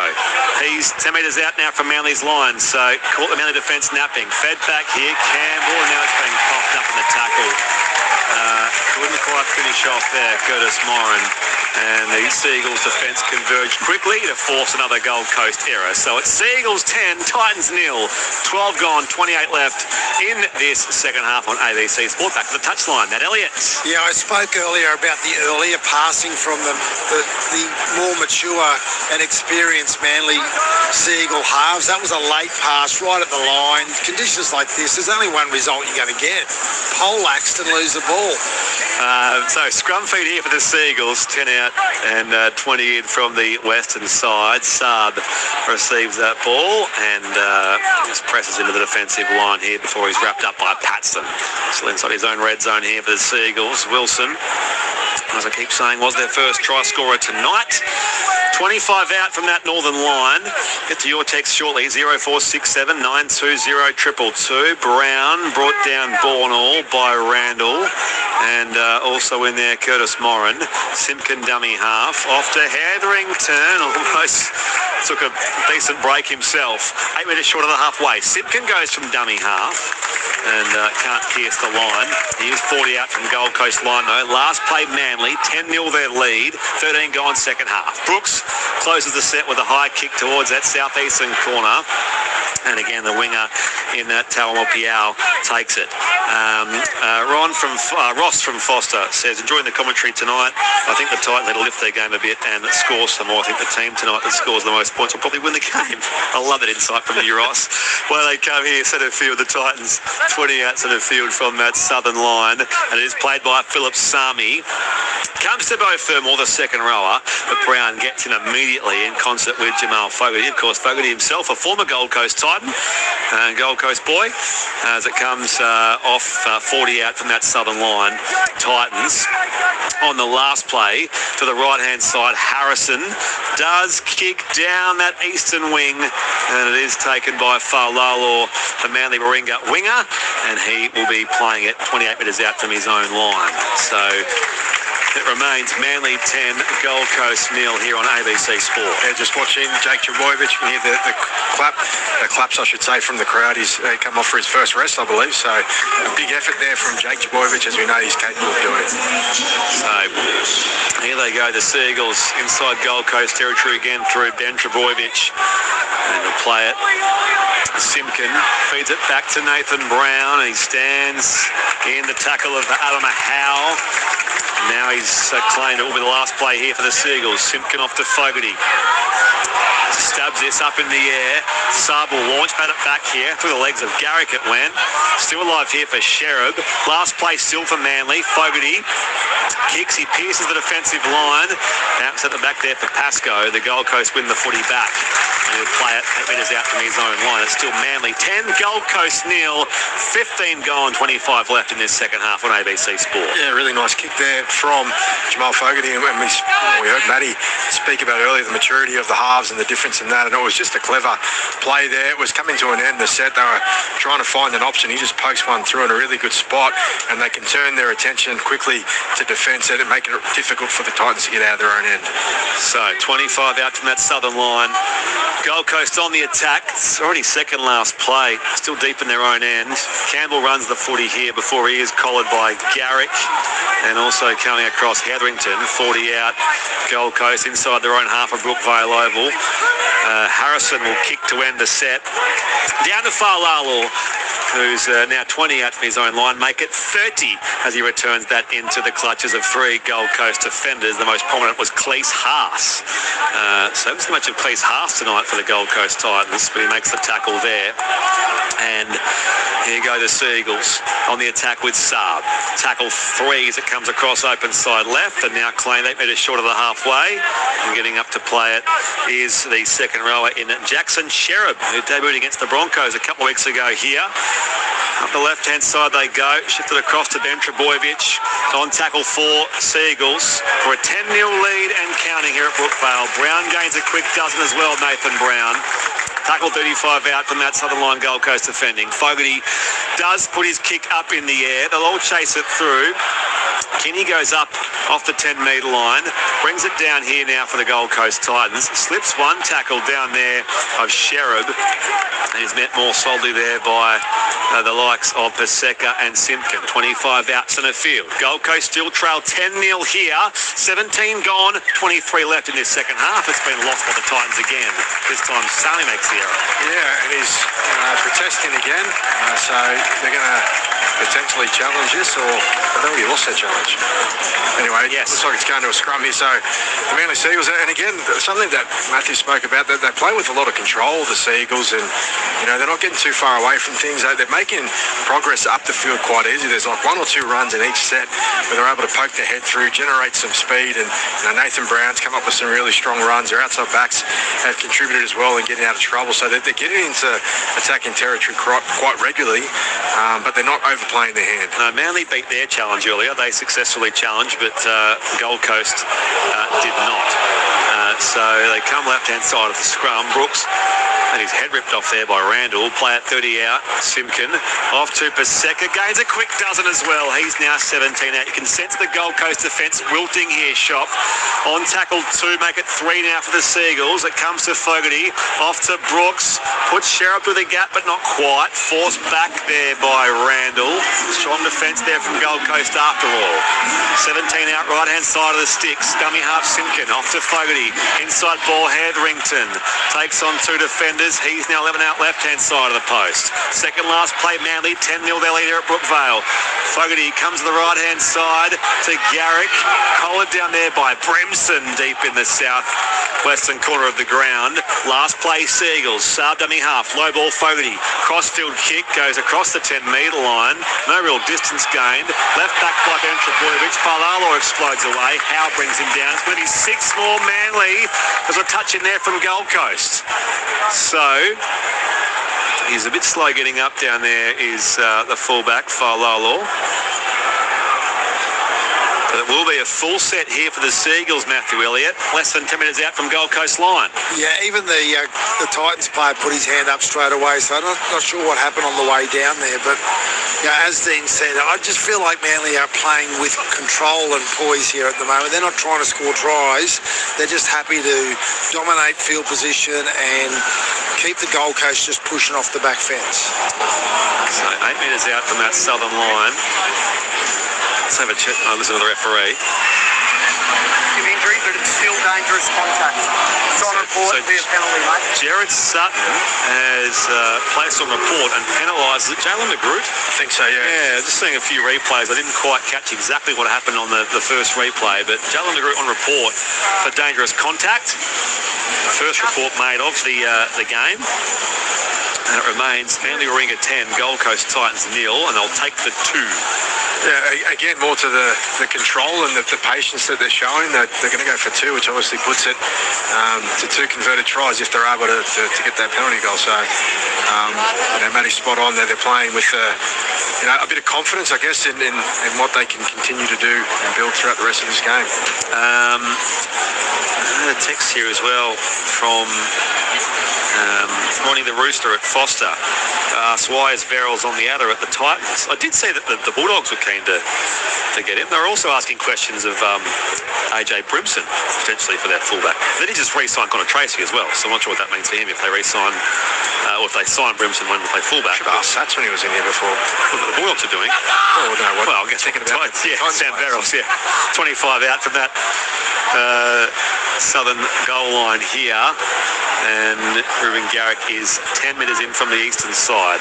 1 from 2's conversions so far. This is a penalty goal attempt to make it a 12-0 Manly scoreline.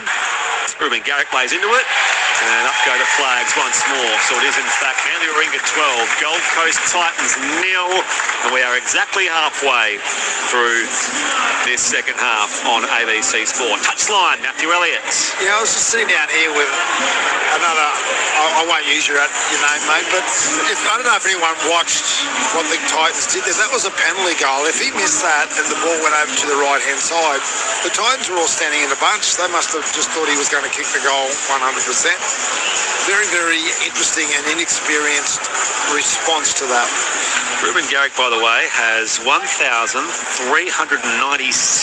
points for the Seagulls, so he's a couple shy of a big milestone. As I mentioned, he's still then about 16 away there from 18 points shy of Jamie Lyon, who is second all-time. One of the great Graham Eadie. 12-0 is Manly's lead here at Brookvale as we approach, I guess, the last quarter of the game in essence. Great to have your company, NRL Saturday on ABC Sport with Brett Sprigg, Dean Hallertau and Matthew Elliott. Earlier Warriors 30, Dragons 12. To your text shortly as well as we wind things up on this Saturday evening at Brookie. Played by Hetherington, dummy half Simpkin, off the running man in Nathan Brown. And he's collected down there by Mo Fodawaker. Mentioned his milestone to 174th club game. A new record at the Gold Coast Titans for appearances. And he takes Mark Mancello. This tumbling ball was missed by Cam McKinney. He had to go back and retrieve it. And he's tackled now by Simpkin inside his own 20-metre line. So Gold Coast, just I think one of our texters mentioned earlier, Rowdy Andy, that the Gold Coast Titans would fade as they are often doing. They seem to be fading a bit more into this game now as they trail 12-0. Xiaomi involved now, the other winger in Tauamo Piao. He's collected 35 out from his own line. We'll roll it back there. Pascoe feeds it across to Randall. And now goes low. You can hear ref Jared Sutton just... Independent doctor, question to the HIA. So this is for Benro BK15, who's coming from the fields. Just getting direction there from the bunker. Benro BK15 may have had a clash of heads there with Chris Randall. So we'll see the youngest Trbojevic come from the field. So warm applause. Remains Manly 12, Gold Coast 0. There's a run from Fodawaker on tackle 4. Now it's the last for the Titans. Pascoe feeds it right. The running kick of Zane Harrison. And again, Fa'alalo takes it on the 10-metre line. Shrugs one tackle. Brought down there by Adam Ahau. And he'll play it 15 out 20 in from the eastern side. Comes back to Wilson. There's a little bit of blowout tonight, that's for sure. Slippery conditions. The Titans only trailed 4-0 at the half, but it feels like Manly have controlled everything since then. Dean Hallertau for a 12-0 scoreline. Yeah, well, they're completing at a far higher percentage than the Titans, and that's probably again a big rap for the Titans defence. Although we've spoken about how controlled the Seagulls are playing, but yeah, it's certainly been a comfortable performance so far from the Strong Seagulls. close contact run from Paseka was what allowed applause was for here on the western side of the ground. Played back by Sherrod, but now Fogarty has a high spiralling ball in the air. Catch that, Keanu Kinney. Unkind bounce, came back into the line there. No, sits up on the gap there for the winger in Tauamo Piao. Out in open space, pass wide here for De Groot. He's 40 out from that Manly line and eventually tackled there. He was caught on the far side by Fa'alalo. That slows the play down. 30 out now, the Seagulls defending this set from the Gold Coast Titans. It's only play 2. This is their best look for a while here, the Gold Coast Titans. Certainly at this second half of footy. AJ Brimson claimed now 20 out centre field. Play it back there for Pascoe. On here to Fodawaker, and he'll play it here. 9 out. Right-hand side of the post. Kinney feeds it wide. Off here for De Groot. Still a couple of plays this set for the Gold Coast Titans. They must score here, I think, if they're a chance in this game. They come right to left here. Campbell puts in the kick and chases. Bats it just unconvincingly. Knocks it over the dead ball line here and forces a goal line drop out. Manly Warringah 12, Gold Coast 0 with 16 minutes left in the game. Touchline, Matthew Elliott. Yeah, nice kick there by Jaden there. He did a really good job, Jaden Campbell. You see he had that high drop. You see that a lot from the younger halves these days. They learn not to kick the ball from a very low position, and that's what pulled it up. So short drop out taken by Luke Brooks. It just goes about 15 metres. Saab gets first hands to it. So a successful short drop out taken by Manly. In front of, by the way, 13,173, the crowd tonight. It's still 12-0 the home side's lead. Fed across here by Garrick. Tipped on by Feldy to Wilson. Stolen away by De Groot, but then comes back here for Manly. And they get possession back as soon as they'd lost it. No? They're just going to clarify this with the touch official. Gold Coast gets it. There we go. No. So, yeah, as Jared Sutton confirmed with his touchy out there, John Stone, it will in fact be a Gold Coast ball. 15 and a half left in the game. Manly 12, Gold Coast 0 off the SMS 0467 920 222. Darryl in Gosford watching in a pub in Newcastle. Whole crowd going for Manly. Most of them are here too, funnily enough. Reggie says, how boring are some NRL games? I love all games, to be honest, Reggie. You know, that's just me. Bucket says, what are the six again calls tonight? Enjoying NRL Saturday as always on ABC Sport. Yeah, these six again count. By the way, as Gold Coast come left-hand side of the scrum with Keanu Kinney. These set restarts. Hold that thought. 5-2, I think, in the game so far. In fact, there's one more going Gold Coast way. And AJ Brimson's almost to the line. Metre shy. Play it there for Fermor. Open side right, he comes. It comes to first lever in Pascoe. Shrugs one tackle of Fogarty. And he's tackled here. 5 out of Manly's line. Deep in the northwestern corner of Brookvale Oval. Brimson dummy half. Back to Campbell. And now Cleese Haas stands in a 3-man tackle. Boyovich pulls him down now. 10 out, dead in front of the uprights. Gold Coast Titans trail 12-0. Can they score some points? Campbell's loopy pass across for Philip Sami. Catching and running and scoring. Well, didn't look the best, but it was effective. The pass out wide from Campbell. And Philip Sami scores the try to give the Gold Coast some hope. With 13 minutes left, it's 12-4, kick to come, Gold Coast. Yeah, great vision there by Campbell, and you're right, it wasn't the most convincing of passes. It was the lollipop over the top, gets to the winger there, and Sami is a good finisher. He gets pressure coming across in cover. He's able to duck under the contact and get the ball down. And as controlled and as much possession and the high completion rate as the Seagulls have had throughout this game, this was always a danger when you're not putting too many points on the scoreboard. If the other team scores, and that confidence and that belief starts to build. Set restarts 5-3 Manly for what it's worth. For that texter who asked. Touchline, Matthew Elliott. Well, to defend Jaden Campbell there, when you got Jason Saab on the wing, it's got to be a fair lollipop, Dean, because he's got to put it almost out of the atmosphere for it to get over his head. So it was a lovely pass by him, and he's starting to light them up. And the thing they need to do a little bit more is get Brimson involved in the game. He had one carry in that set, nearly went straight through, and I don't know how many he's had this game, but we hardly mentioned his name. So Jaden Campbell is 23 metres out and a couple of steps on the western side to make it 12-6 with 12:40 left in the game. So still plenty of time. Thanks, Buckets, for your text earlier. About the 6 again calls. Jaden Campbell, right foot kick, right side for right footer. It swings around here in the slight breeze that misses. Very important kick in the context of the game. Campbell none from one. It remains Manly 4, Gold Coast. Manly 12, Gold Coast 4. And by the way, on those set restarts, I'll stuff this up as well. It's 5-3. That was correct. Penalty count 4-3 Gold Coast way. And Jalen De Groot, any player on report so far. 0467 920 222. Mike in Canberra says, after watching Manly win the comp in 1996, my mate and I jumped the fence at Brookie and ran up and down pretending to be Cliffy and Desi. Couldn't get to Manly leagues as two packed 30 years ago. Good on you, Mike. Thank you for that. Back from the kickoff here. And Gold Coast with a set after points. It's rolled back on that far side. And again, the run from Xiaomi Mi has been tireless on that right edge for the Titans tonight. As here goes Cooper Bye back in the action. 12 short of halfway in his own half of the ground. Comes back here, Campbell. Right to left, they shift it. Now it'll run with AJ Brimson. Over halfway he goes. He's caught down on the chase by Garrick. Play it there for Sami, the try scorer. And through hands, Keanu Kinney. Back to the right-hand side now with 11:50 on the clock. It is still Manly 12, Gold Coast 4. And again, Cleese Haas receives the ball here in centre field. Takes on one tackler there in Fogarty. And now Haas is pinned.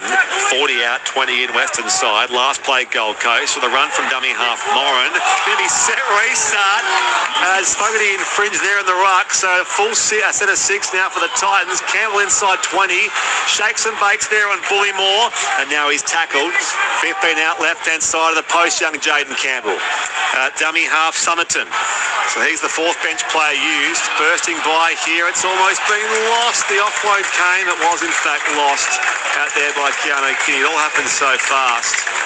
And the offload that came from, was it Cleese Haas? There, Adam Howe, in fact. A little too hot there for Keanu Kinney. And it will get possession back to the Seagulls in a 12-4 lead to boot. 10:50 left in the game. And well, you said it was also fast. That was an extremely fast set from the Titans. And I mentioned before about that belief when you can see there's still points on the table and there's time left in the game. You can see that energy and that sort of that lift from the Titans. And it was so close. Yeah, the pass came out hot and unable to be handled by Kinney. Manly scrum 10 out from their own line. All into the ground as Wilson only gains half a dozen here. First receiver from the scrum. Damo, as always, I see from Athens, Greece, as he does every week. Thank you, Damo. 0467 920 222. Paseka stands in the tackle of Beau Fermor. And Manly, with 10 minutes left, as I said, control the game 12-4. The Gold Coast Titans must make every carry, every set count here as Sherrod play it there for Manly. Simpkin dummy half off to Nathan Brown. So by the way, I mentioned that they've used the Titans, Moran, Paxton, now Somerton and Chris Rantle off the bench. So no Christensen nor Ilias for the Titans tonight. 7 short of the halfway, played by Jake Trbojevic. As it does come to Luke Brooks, high and long kick down the line to Keanu Kinney. Can they get this set going as fast as the previous one? Kinney is dragged back by Nathan Brown. He'll play at 24 out from his own line, southern end. Still Manly 12, Gold Coast 4 here on ABC Sport with 9.5 left in the game. It's by no means unassailable, this lead. But Manly control the game. That pass looked forward from Brimson. Touchy, and ref not deeming as such, so it does come across now Somerton to the left-hand side to Cooper Bye, and he's claimed now inside Manly territory, and it will be only tackle 3 or 4 here for the Gold Coast Titans. Fodawaker, inside ball comes back now for Brimson, run down, now in fact it's last play, so the count was slow on the scoreboard. Comes across here Somerton to Harrison, running kick from the half-back. Balala launches to Manly, he's too quick for Cleese Haas. No, he's not. Haas tries hard, collars him. 40 out from his own line here, metre in from the eastern side is where Falola will play it. So the set will start there for Manly, and they lead 12-4. Dean Hallertau with 8.5 left on the clock. Yeah, it was a huge effort there by Cleese Haas. He's got a much faster man in Falola streaking down the sideline, but he puts that extra effort and just collars him by the jersey. And big play there again with the Titans and that sort of ascension they've had the last few minutes. So, Simpkin dummy half for the Seagulls. Open side left here for Taniela Paseka. Play at 40 out centre field. Simpkin out wide back to Wakeham, and now Brooks. They can ice the game here, the Seagulls. We last play, 30 out, 10 in from the eastern side. Fogarty will kick. Up goes the kick. Kinney again will launch with Sard coming the other way. The Gold Coast will keep possession, will get possession back. 11 out from that southern line. 7:40 left here. It's still the Seagulls 12, Titans 4. Touchline we go, Matt Elliott. Yeah, just letting you know, Justin Pascoe's off, Oliver Pascoe, sorry, is off the field with HIA as well. And I tell you what, the Titans look dangerous when they play for that middle third and get ruck speed. So here they go. Somerton dummy half. So he's out there as Matt mentioned for Ollie Pascoe. Fodawaker on his back, 30 out. Somerton from dummy half. A pass off to the right. Cleese Haas offloads here, but again it was a little too hot for Adam Howe, who knocks it forward here. It will be a Manly scrum, 40 out centre field, I would reckon. By the way, Joe Trbojevic mentioned that it signed a one-year deal during the week, so there was a lot of conjecture about his future and what that would look like. There was, I guess, doubts around his future as well beyond this year, given his concussion history, that sort of thing, but a one-year deal for next year. Joe Trbojevic, of course, the acting captain in place of brother Tom, and they'll feed the scrum here, 40 out, 20 in from the eastern side. Yeah, well, like Tom, it'd be so hard to see Jake in anything but a Manly Seagulls jersey, and he's just a great leader to have around the club. Paseka takes on Somerton and he stands in the tackle there. Cooper Byer comes in, as so too does Cleese Haas in defensive reinforcement. Manly on the attack, 35 out. Brooks inside ball, Felity, and he takes a couple of Titans with him towards that 20-metre line, and he'll play at 25 out, 12 in from the eastern side. Brooks dummy half feeds Bullymore. He's going to deal with this club until 2029. Bullymore, play at 10 out. Simpkin open side right for Wakeham. On here again, Fogarty to Faulalo. Some run going now. Brimson gets in. 5 out right-hand side of the post. Second last play, Seagulls. 12-4 their lead here at Brookvale. Fogarty catches and runs here. Now it will be last play for the home side. 5 out from Gold Coast line. Simpkin with a low pass there for Wakeham.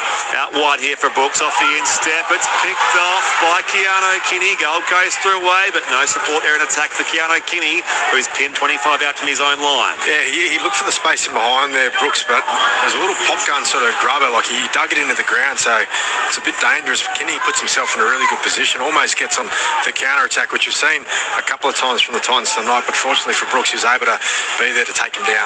35 out from that southern line here. Titans on the advance with Cleese Haas, and now Luke Somerton, the ex-Panther, is brought down, 40 out. Remains Manly 12, Gold Coast 4, with now 5 minutes left and a few seconds as well on top of that. Kinney was charged at there by Wilson, but Feldy coughs up or sort of knocks forward the loose footy.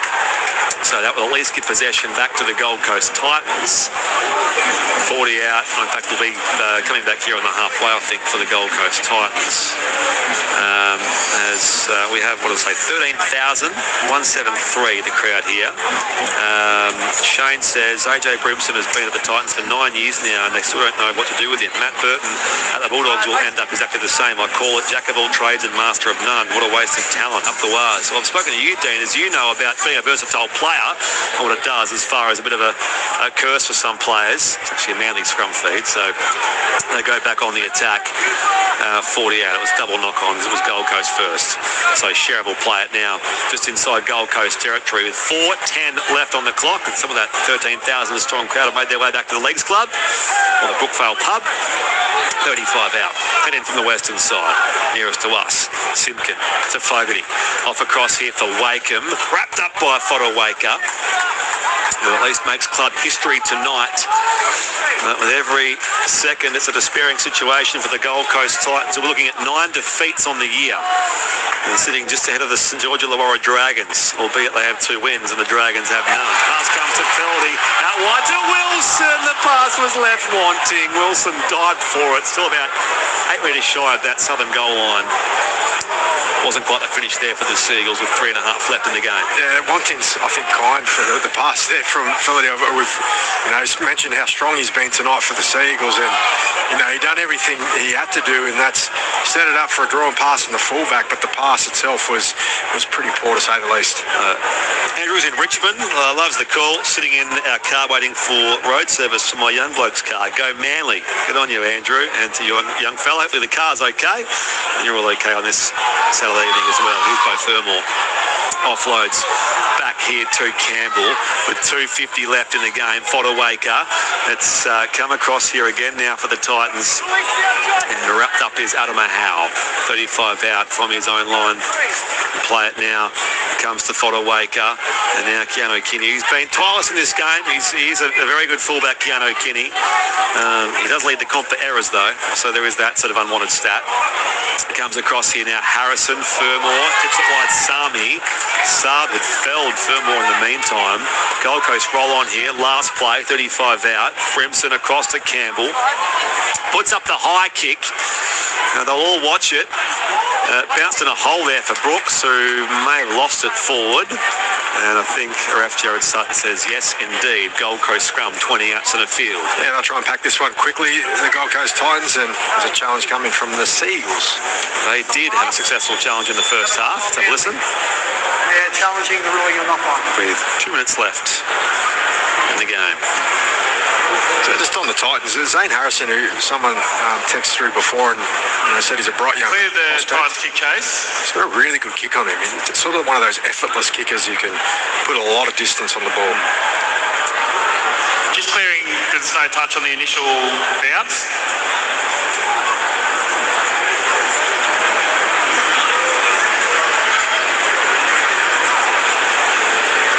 He's still just looking.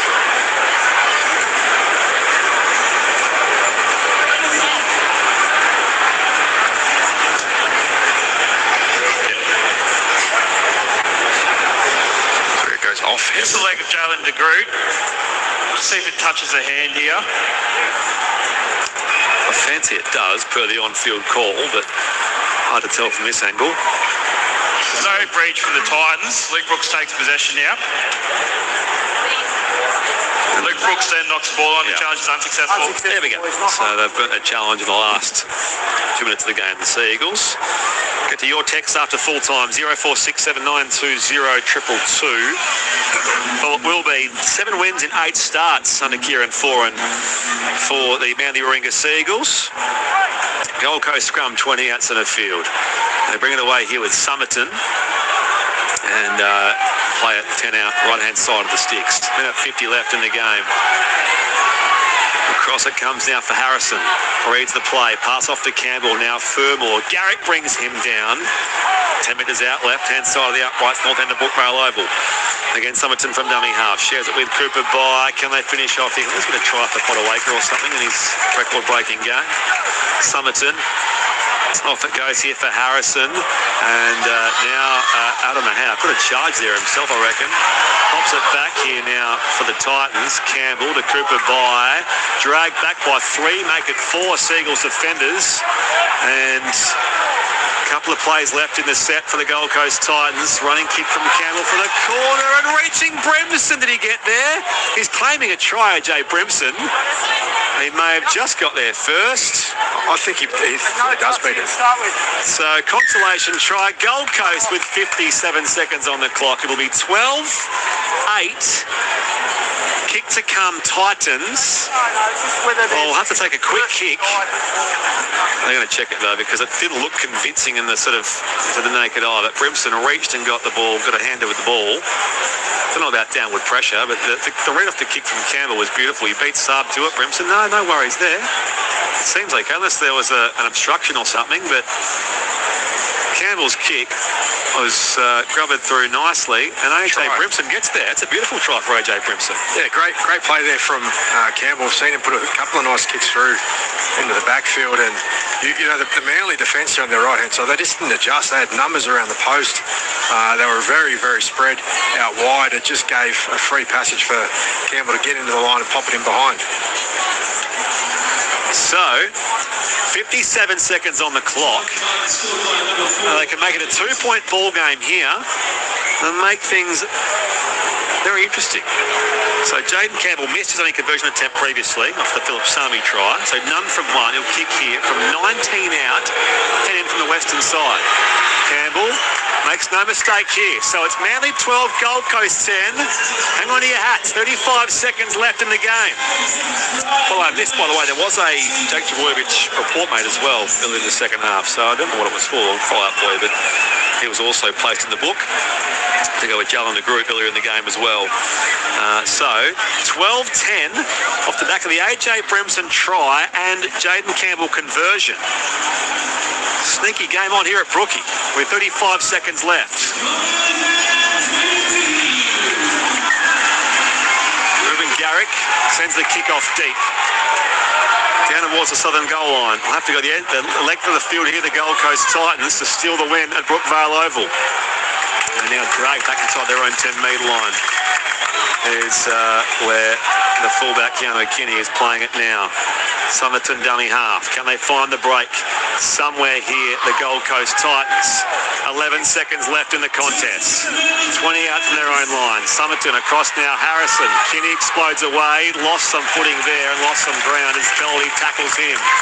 So that will be it on the full-time hooter. They ran out of puff, the Gold Coast Titans.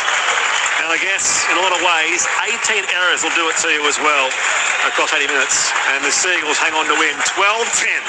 So, what's that? 3 straight wins again for Kieran Foran. 7 wins in their past 8 starts. The Seagulls 12 beat the Gold Coast Titans 10 here at Brookvale. Well, you forecasted before the game, Spriggy, just a tight, wet weather contest that could level things up. And even though we felt like the Seagulls were in control for most of that game, and you know that they looked, you know.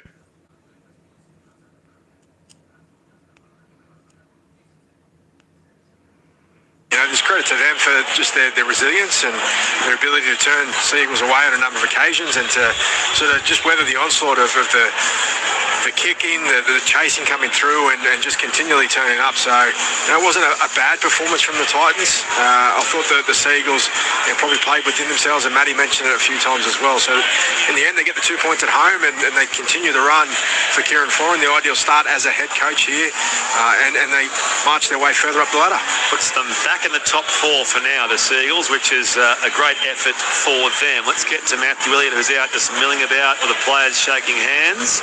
I'll see if I can find Matty out there somewhere, and we'll get some reaction from both teams post-game. I've got Manly flags waving in front of me as well. Oh no, I've lost Matt. So when you grab someone, mate, just jump in and I'll get straight to you. But 13,000 strong crowd here tonight. The Seagulls 12 beat the Gold Coast Titans 10. Just with Jake Trbojevic, mate, that was considering the conditions, a pretty tough game where you look comfortable some of the time, but you allowed them in the game. Yeah, no, it was probably a game we're always in control of. Yeah, look, it was a tough night, you know what I mean? We come here without a lot of players. It was raining, it was horrible conditions, so to put in a performance like that, only letting 2 tries, you know, and it was a good night and a great win. Cheers, mate. All the best, mate. I guess also if you're going to sit at the top of the ladder, you've got to find a way to graft your way and win games like that during the season. No, you're right, mate. Like, it wasn't our best performance, don't get me wrong, but we're missing a lot of class tonight, so to come here, get a win, doesn't matter how, it's pleasing, and the fans showed up. It was a brilliant night. What was the conversation at half-time amongst the players? I thought we needed to take it up a gear, to be honest with you, which I thought we did in the second half, you know, like the first half we weren't at our best, no way, it was like we weren't, so come out second half, play like that. I know it ended up 12-10, but it was a game we were always in control of, would you agree? Probably, like, yeah, but anyway.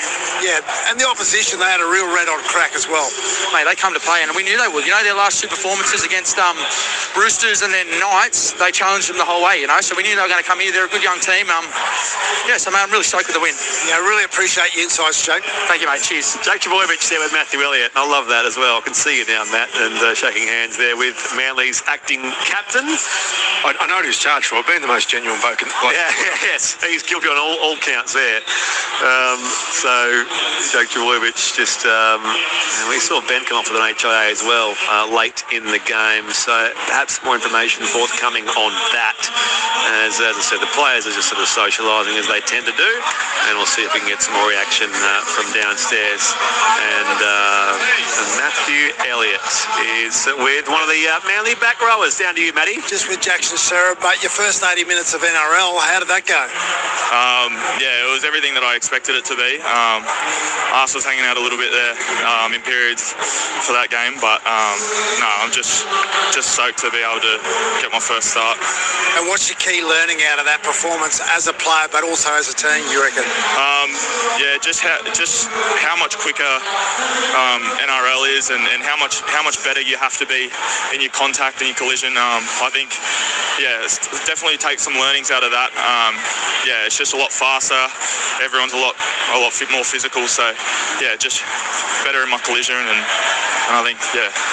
I spoke to your skipper there, Jake Trbojevic, and he just thought that the team had a little bit more in them tonight. They didn't really show it all. Yeah, for sure. I think, Jakey said at halftime that we need to go up a level, and we come out in the second half and we started good. But yeah, I think this team, the way they've been playing lately, so I think, yeah, we've still got a lot in us. Well, mate, I acknowledge your journey to get here, mate, and I really admire it, and I hope to see you out here a lot more. Thanks, Matty. Appreciate it.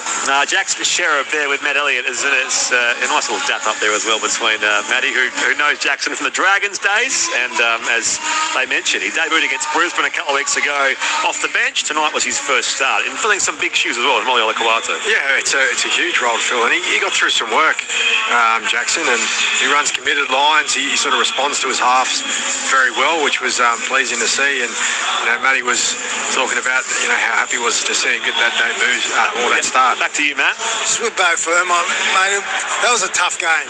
Yeah, mate. No, it was. What was it? 4 tries in the whole game, and it was real end to end there on a slippery night, and yeah, they were just that little bit better tonight. Yeah, I think there'll be a lot of reason to have some promise coming out of this game because of the mentality of the team in particular. Yeah, mate. There's been a lot to like about our footy for periods of games. We've just been letting ourselves down in little periods and letting teams kick away on us. So it was good to have a better all-round performance today. But again, we still didn't get the result, which is disappointing. As someone who really understands the game really well, where do you think your next steps come from? I think you talk about that grind and a bit of that live ball footy, and at the moment we're just the first team to break in that live ball footy, and I think if we can just find that little bit extra to kind of be the team that doesn't break, I think that's going to go a long way for us to get the result in the end.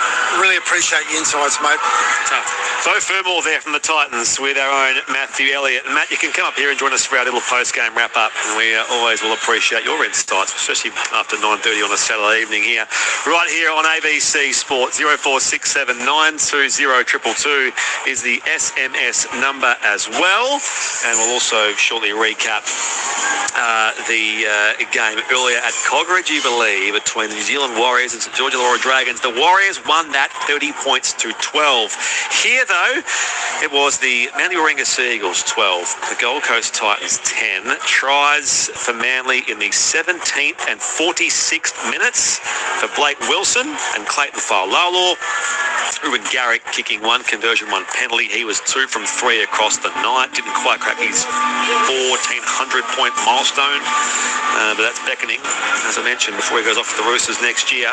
And for the Gold Coast Titans, from that 4-0 halftime score on that deficit, they did score twice in the second half through Philip Sami in the 65th minute, and AJ Brimson did ignite the game somewhat with a try in the 78th and off the back of a fantastic kick from Jaden Campbell. In fact, Campbell set up both of those tries with the pass to Sami and that kick for Brimson. Jaden Campbell himself, though, did miss a conversion. He missed after the Sami try, so 1 from 2 for Jaden Campbell tonight. 4-0 half-time, 12-10 full-time Manly's win. They've now won 7 in their past 8 starts. While for the Gold Coast Titans, that's now 6 losses in their past 7 matches. But, I mean, before we get to the Seagulls, what's Gold Coast's overall takeaway, do you think, from tonight? Oh, well, listening to Beau Fermor there, it's that, the complete 80-minute performance, and, there's periods of positivity in their game that, we noticed that tonight. They defended well when they were getting peppered on their own line a number of times throughout the match, but, they were able to turn some ordinary field position into some scoring opportunities, and they got those tries. So they've got live wires in their team, and they've got moments of it. It's just about trying to pull it all together, into that 80-minute performance. They probably could do with bolstering their pack a little bit. Maybe another big that can really set a platform through the middle. Mo Footawake has been kind of the man that's been leading the charge for a long time now, and obviously Felice Haas comes in, and you don't have Tino Fasua-Malawi there too. So, obviously a leader of their pack. But yeah, it feels like it may be around the corner, but it's still a building phase for them. Yeah, it certainly seems that's where they're at in the bigger picture, the Gold Coast Titans, and there were no great expectations on them for this campaign.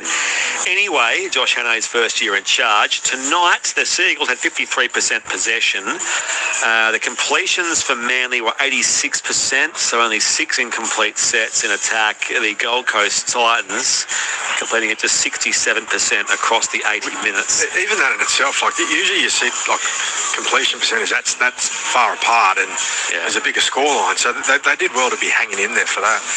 Line breaks 3-2 the Seagulls. Offloads 14-9 Gold Coast way.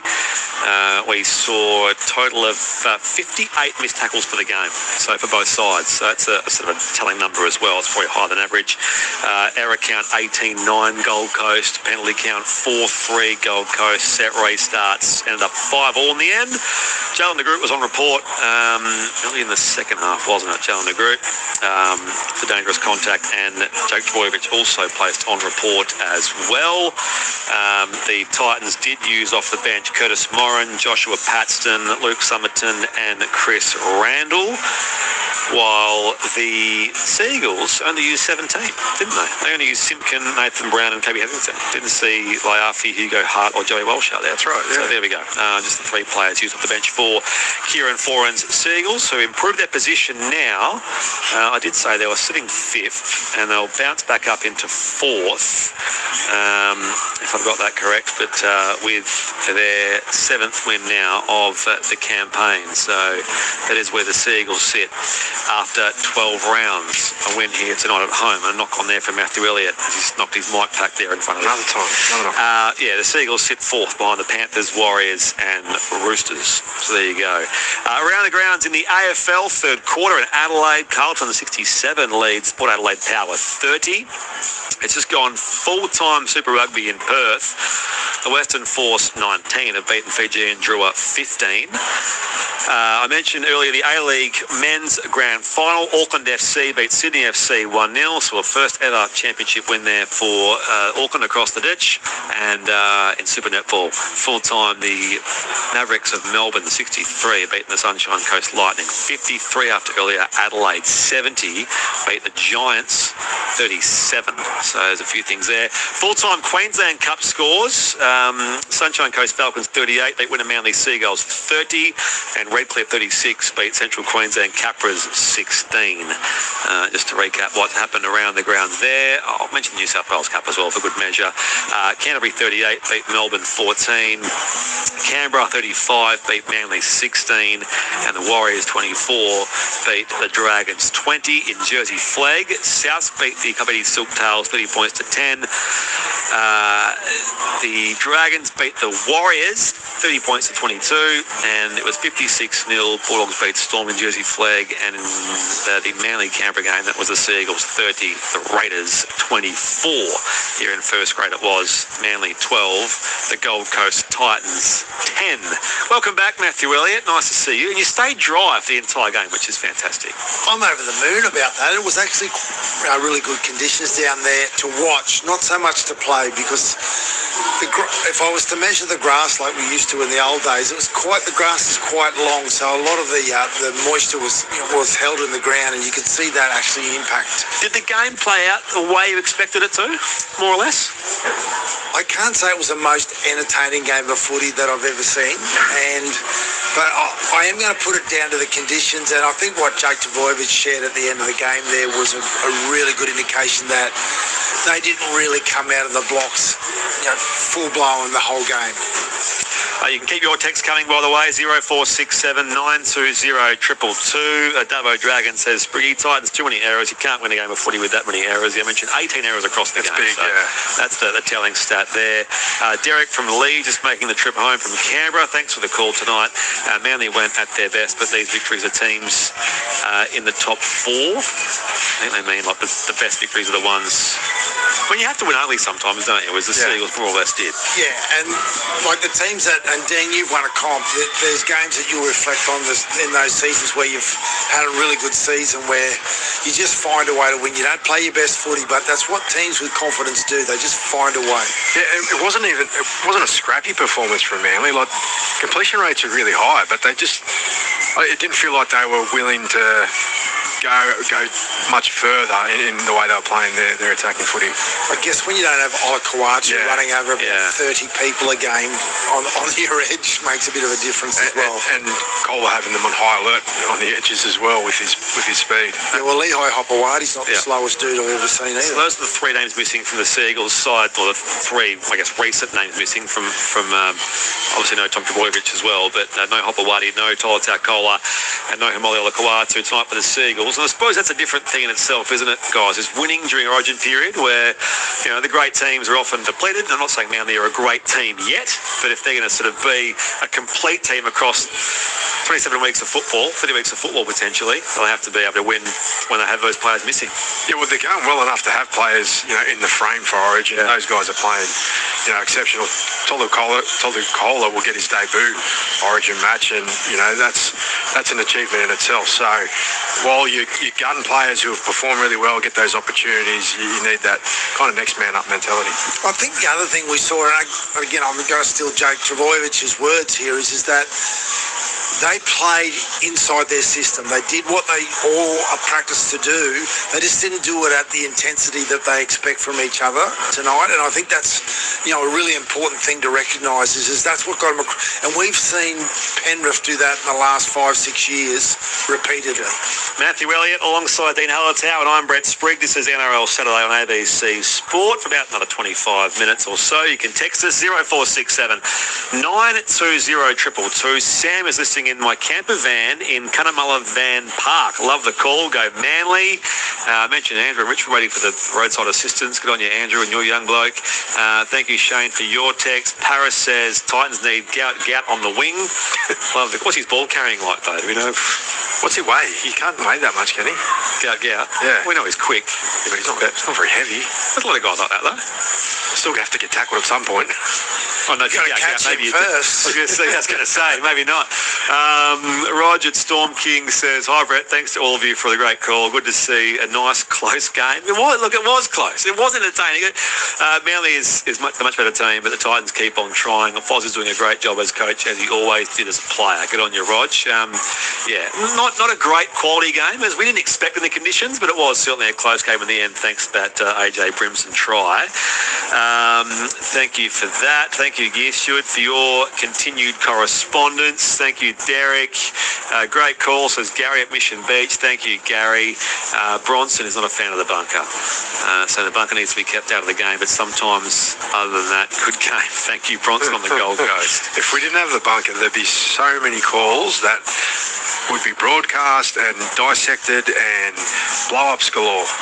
Yeah, instead of one text message from Bronson, we'd have 50,000 from people blowing up about not using the bunker. But would we move on quicker? I sort of think about there being 2 issues here. One is obviously if your team gets dudded, you say, this is the worst thing in the world. But I think the creeping of technology in the game is a big... that's what people don't like. Delays. I'm the guy with grey hair here. You can't say that, mate. Just get with the program. I'm just... look, people often will refuse... They hate the idea of, whether it's soccer, cricket, rugby league, AFL, whatever, that there's too much technology creeping in. But the complaint that I hear often is how fast the game is from players. If technology's slowing the game down, they're not feeling it out in the field. I suppose.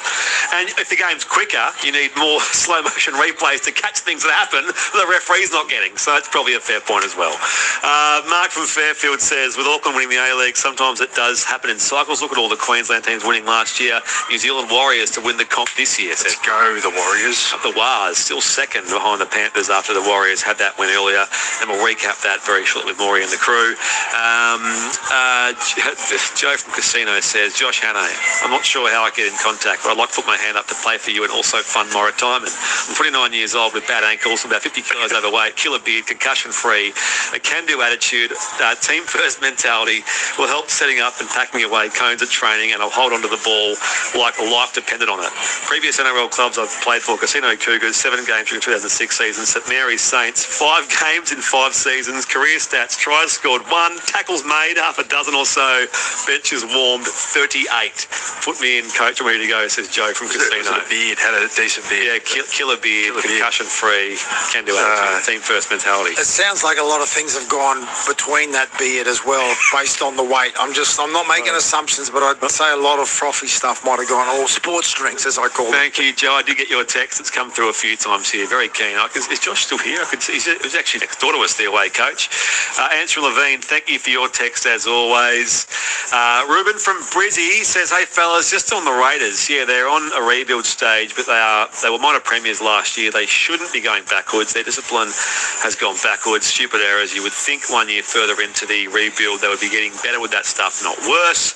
Being a Raiders fan for 10 years plus, it's just frustrating. It just seems like it's back to the old Raiders that are so unpredictable. They win games they shouldn't and lose games they should win, says Ruben.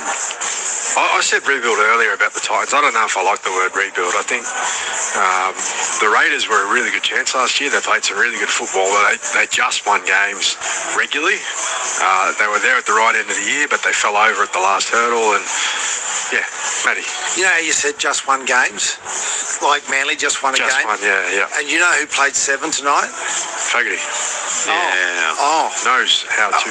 All I'm saying is that, I don't think Jamal Fogarty's a state of origin player or one of the best halves, but he's in the top echelon and he brings stability to a team.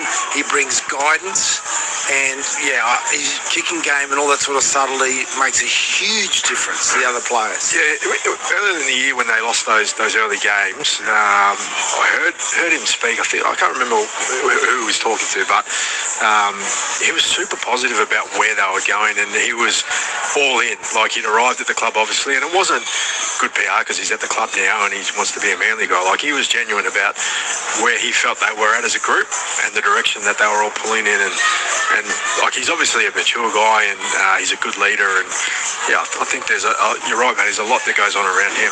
And when you're a senior player like that, and you've been a senior player, you can actually see that coming. You're not making it up. Yeah. When you're a young guy and you've got a team of young players, they can't tell that's coming because they've never experienced before. And again, the subtlety of his impact on this team, I see straight away.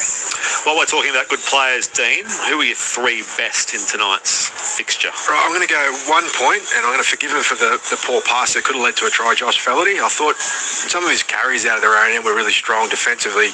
He was tidy all night, and he did a good job coming into that starting centre position. 2 points, I'm going to go Jaden Campbell from the Titans. He was their main threat for the whole night, and defensively, he was putting his shoulder into some very big boys and driving them backwards, and he's a super competitive guy, not unlike his old man. And for 3 points, I'm going Clayton Faulalo, the fullback for the Seagulls. He was their primary attack weapon. Again, a guy that's having to fill some pretty big shoes. Yeah. He ran for 234 metres, try assist. So he was, a big reason why they won the game. So you named 2 guys there who came in to fill, I guess, important posts there, and Faulalo at fullback, and then of course Josh Fellerty coming into the side again. It's only his 5th career game or something, Josh Fellerty. So you mentioned he's a Tiger, right? There was big hopes for him coming through the Tiger system, and he got his debut there. And for whatever reason, things don't work out at clubs, and you move on. But he's a guy that they had a rap on at least, and gets to show a little bit here tonight in the absence of others. He debuted against Manly, in fact, for the West Tigers a few years ago. So, just by the way, it was 3 Faulalo, 2 to Jaden Campbell, and 1 to Josh Fellerty. Dean Hallertau's 3 there. I think Josh should get it 1.5. Because you get the mullet's got to get half a point for that. Well, it's not mullet. the best mullet competition, but maybe we can sort of workshop that if you want later on. It doesn't matter if it's not the best mullet competition. It's just you got to acknowledge good style. Manly Warringah 12, the Gold Coast Titans 10. They're wrapping things up here at Brookvale Oval on ABC Sport with Brett Sprigg, Dean Hallertau and the formerly mulleted Matthew Elliott. So, and I've got one other thing. There was the headgear story. Yes. Yeah, that's headgearism. Because I'm a big fan of Jake Trbojevic. You might have picked that up. Yeah. And you can't have a go at his headgear like you did.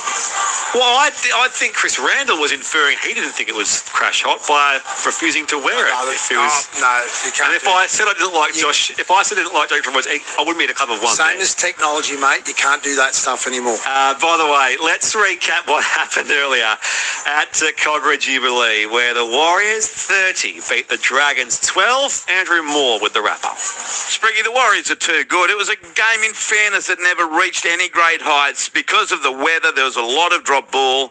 But in the end, the Warriors were really far too good. They scored 6 tries to 2. Again, Eppert was there from St George Illawarra, but they just don't have much in attack.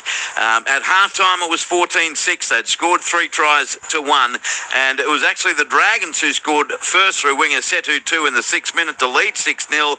But then the Warriors scored through Alfiano Khan Pereira, Tamati Martin and Dallin Watney-Jelezniak. And in the second half, Martin scored a second, Khan Pereira scored a second try, and the finishing touches put on by Watney-Jelezniak's intercept try in the 73rd minute for his double. Chanel Harris-Tavita had a torrid night with the boot because they're all from touch. He finished with 3 from 6 and a 30 points to 12 win. A consolation try late for the Dragons scored by Christian Tuipulotu. But Luke Lewis, at the end of the day, the Warriors are second for a reason. Sometimes you've got to win ugly, and I guess they did that tonight in tough conditions. Yeah, look, I don't even think it was ugly. They won. They didn't play their best football, but when they got their opportunities, they didn't get a heap of them. They took them. And they looked sharp in their attack. I thought they defended well. For me, their goal line defence tonight was brilliant. The Dragons had 1,000 shots at them and just couldn't get the job done. They got their numbers right. I thought the players, they just did what they had to do tonight. I think they went through the motions. They got to their halfway. They kicked well into corners. They chased well, and that's what got them the win tonight. Well, making his debut with us on ABC Sport today was Penrith multi-premiership winner and New Zealand international Scott Sorensen. And, sorry, you had beaten the Dragons in Magic Round a week ago. Again, their effort is there, but they are compromised in attack. Yeah, absolutely, mate. Obviously, as you touched on, versing them last week, I thought they were really strong. They really turned up and put a performance on. I know the scoreline obviously speaks differently. And then, I was interested to see how they'd turn out tonight. And, look, they had plenty of ball and plenty of possession there and attacking the Warriors' goal line. But if I'm being completely honest, Andrew, I just feel like the Warriors were just in second gear there on their try line, mate. I felt like they were just at a training session there and just making their tackles. I didn't really feel the Dragons asking too many questions with their attack. Where the Warriors got a chance, they asked questions, they threw the ball around, and as I touched on before, I thought Tamara Martin did a fantastic job and gave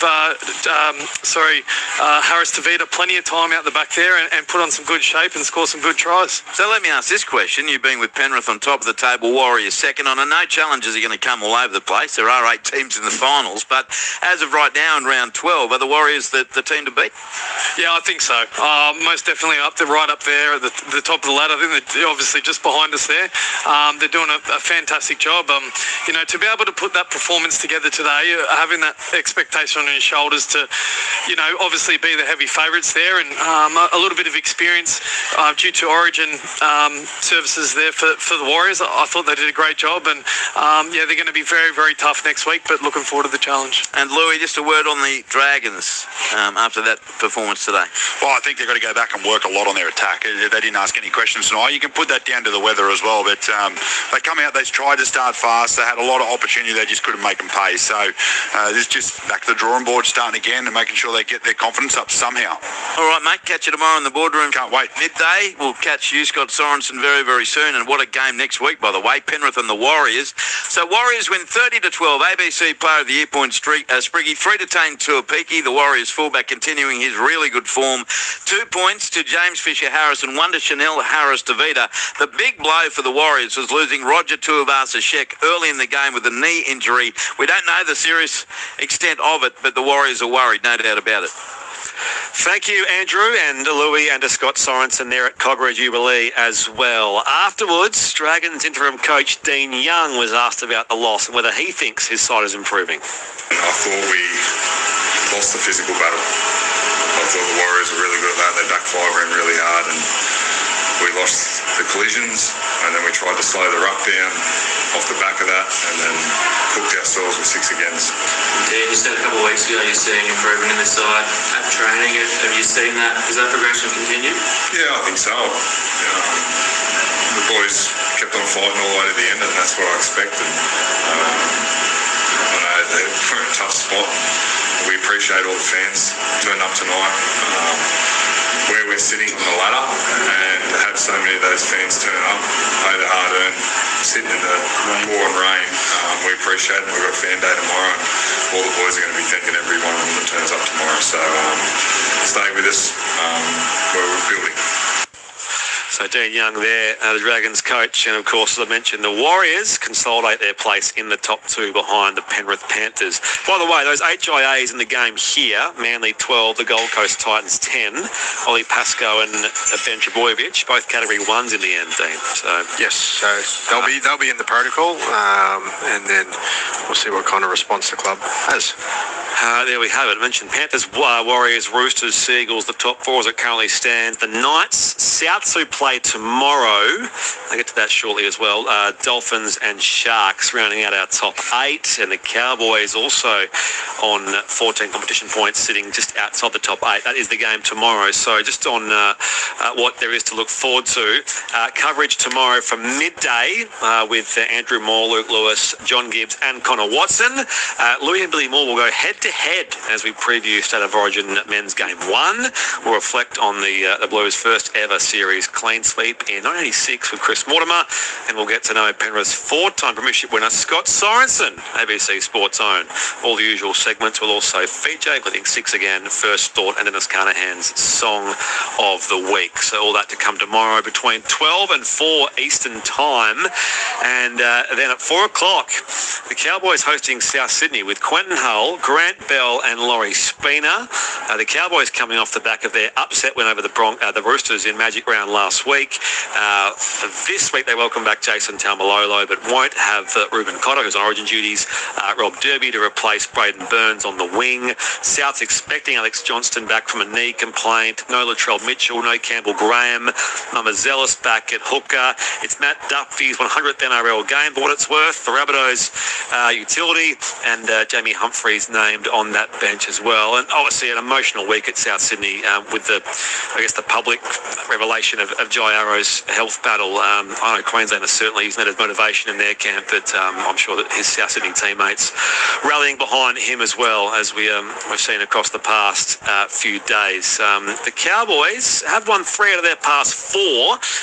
7 of their past 9. This would be another big scalp for them if they can get South Sydney tomorrow. The Cowboys are a fun team to watch. I feel like they've been given a decent license to use their real strike weapons. Obviously, the 2 centres are the first that come to mind, but they get involved as much as possible. We actually bumped into Blake Green, one of their assistant coaches, who's doing a lot of their attack, and he said about those 2 centres, Jackson Purdue and Tom Chester, there's not much of them.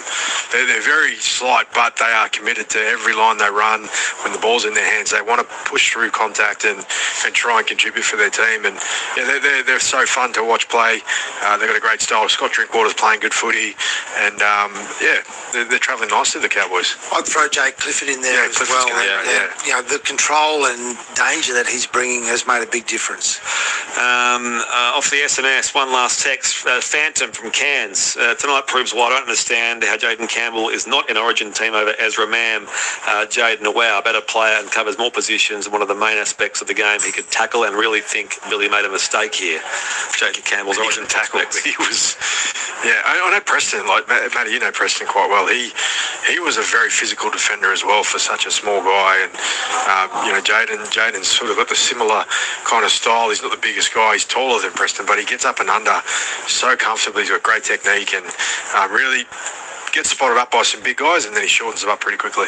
There's some similarities in their career as well, is that Preston got moved around a little bit. Then when he got into the one position, that's when he started to really specialise. And I think that's what we're seeing, with Jaden as well. Who's your tip for tomorrow?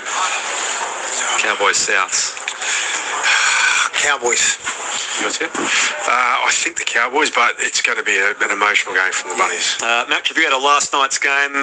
Canterbury 30, Storm 20. The match review committee information that Max King charged with a grade 1 careless-side tackle in the second half. That will be a $1,000 fine, given it his first offence. So that's the only issue to come out of last night's game.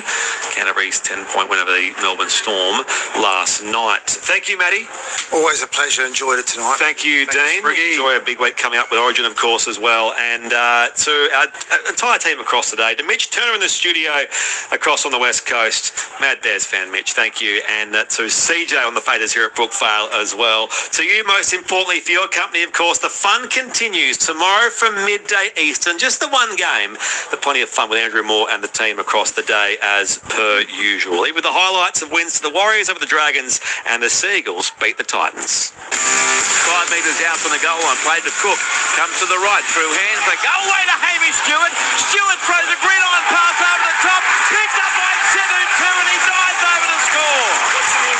What about the Tom Brady-esque pass from Hamish Stewart? Setu 2 picks it up, sprints over to score in the corner, and the Dragons strike first. Harris Tabita sends the pass away to the left edge, and now Khan Pereira beats a couple. He accelerates past, well, they won't stop him. He is a human roadrunner. Alafiana Khan Pereira scores a try out of nothing with his blistering speed. Try to the Warriors after a Dragons lost ball. 5 metres out from the goal line in front of the sticks. Played to Egan, goes left Clark. He's dumped to the ground. 3 metres away from the goal line. Wade Egan dummy half again. Short side left. Tamari Martin show and go. Straight through Hamish Stewart to score. Too easy. The Warriors are in and now in front. Tamari Martin gets the try for the Warriors. 8 metres out, right in front of the post. Huge moment of the game. Egan sends it right to Martin. Martin delays the pass on to Leotower. He got past one. Away to Dylan Watnagel. There's the arc. He flies through the air and scores a DWZ special. Try to the Warriors. What magnificent athleticism again from Dylan Watnagel as the arc. Played by Fisher Harris to Egan. Finds the left to Martin. Martin beats the first, beats the second, and he's over to score. Easy try to Tamari Martin. Try to the Warriors. They score first in the second half. 28 out, centre field, southern end. Played to Healy. Goes left to Clark. Out the back, Tamari Martin to Harris to Vita. Double pumps it away to the wing. It's Alfiano Camperera. Down the left wing. He dives in to score a try. And then slides 10 metres. Camperera has another double. About the 48,000th of his career. Okay, they're still in the hunt, the Dragons, but where do their points come? Gutherson, 9 metres in Warriors territory, plays it to Cook, sends it left through hands, away it goes from Flanagan, away Lua to home, he beats Watnagel, there's the arc, takes the right option to his left to Chewy Pilato, and he's in the corner. Poor defence from the Warriors after the drop ball down at the other end. Try to Christian Chewy Pilato, 15 to go, and the Dragons got a bit of a late miracle in them here at Jubilee. Leilua, quick hand, Watnagel, there's the arc, the intercept, there's your answer, and it's no! Watnagel, there's the arc, dives over to score. 7 minutes 55 to go. Referee G points to the spot. Warriors 28, St George Illawarra 12. Watnagel Lesniak, as he did last week against Brisbane, swoops on the intercept, and that means Luke Lewis. Game, set, bingo, the Warriors are going to win. And will there be one more play? No, there will not. That's it. And the Warriors have triumphed. They've beaten St George Illawarra by 30 points to 12 here at Jubilee Oval. It's going to be 6 more here, so a set restart man the Oringa. 5 out right-hand side of the post. This could be something for them here. Fogarty comes wide for Lalo. The cut-out ball wide for Wilson. And he slides into the corner. And now he does score the first points of the night. Late Wilson. For the Bulldogs, scores his first try as a Seagull. He's been out right-hand side of the post. Long pass across Simpkin to Brown, and now Brooks busy as well. Berger moves back to Falalo, strikes away one. Dives in to score in the corner. And the fullback Clayton Falalu makes it 4 tries in 5 games. Playing a key role tonight in that number 1 jersey. Makes it 8-0. Mandy Warringah kick to come. 10 out, dead in front of the uprights. Gold Coast Titans trail 12-0. Can they score some points? Campbell's loopy pass across for Philip Sami. Catching and running and scoring. Well, didn't look the best, but it was effective. The pass out wide from Campbell. And Philip Sami scores the try to give the Gold Coast some hope with 13 minutes left. A couple of plays left in the set for the Gold Coast Titans. Running kick from Campbell for the corner and reaching Brimson. Did he get there? He's claiming a try, AJ Brimson. So consolation try. Gold Coast with 57 seconds on the clock. It'll be 12-8. So that will be it on the full-time hooter. They ran out of puff, the Gold Coast Titans. And I guess, in a lot of ways, 18 errors will do it to you as well across 80 minutes. And the Seagulls hang on to win 12-10. So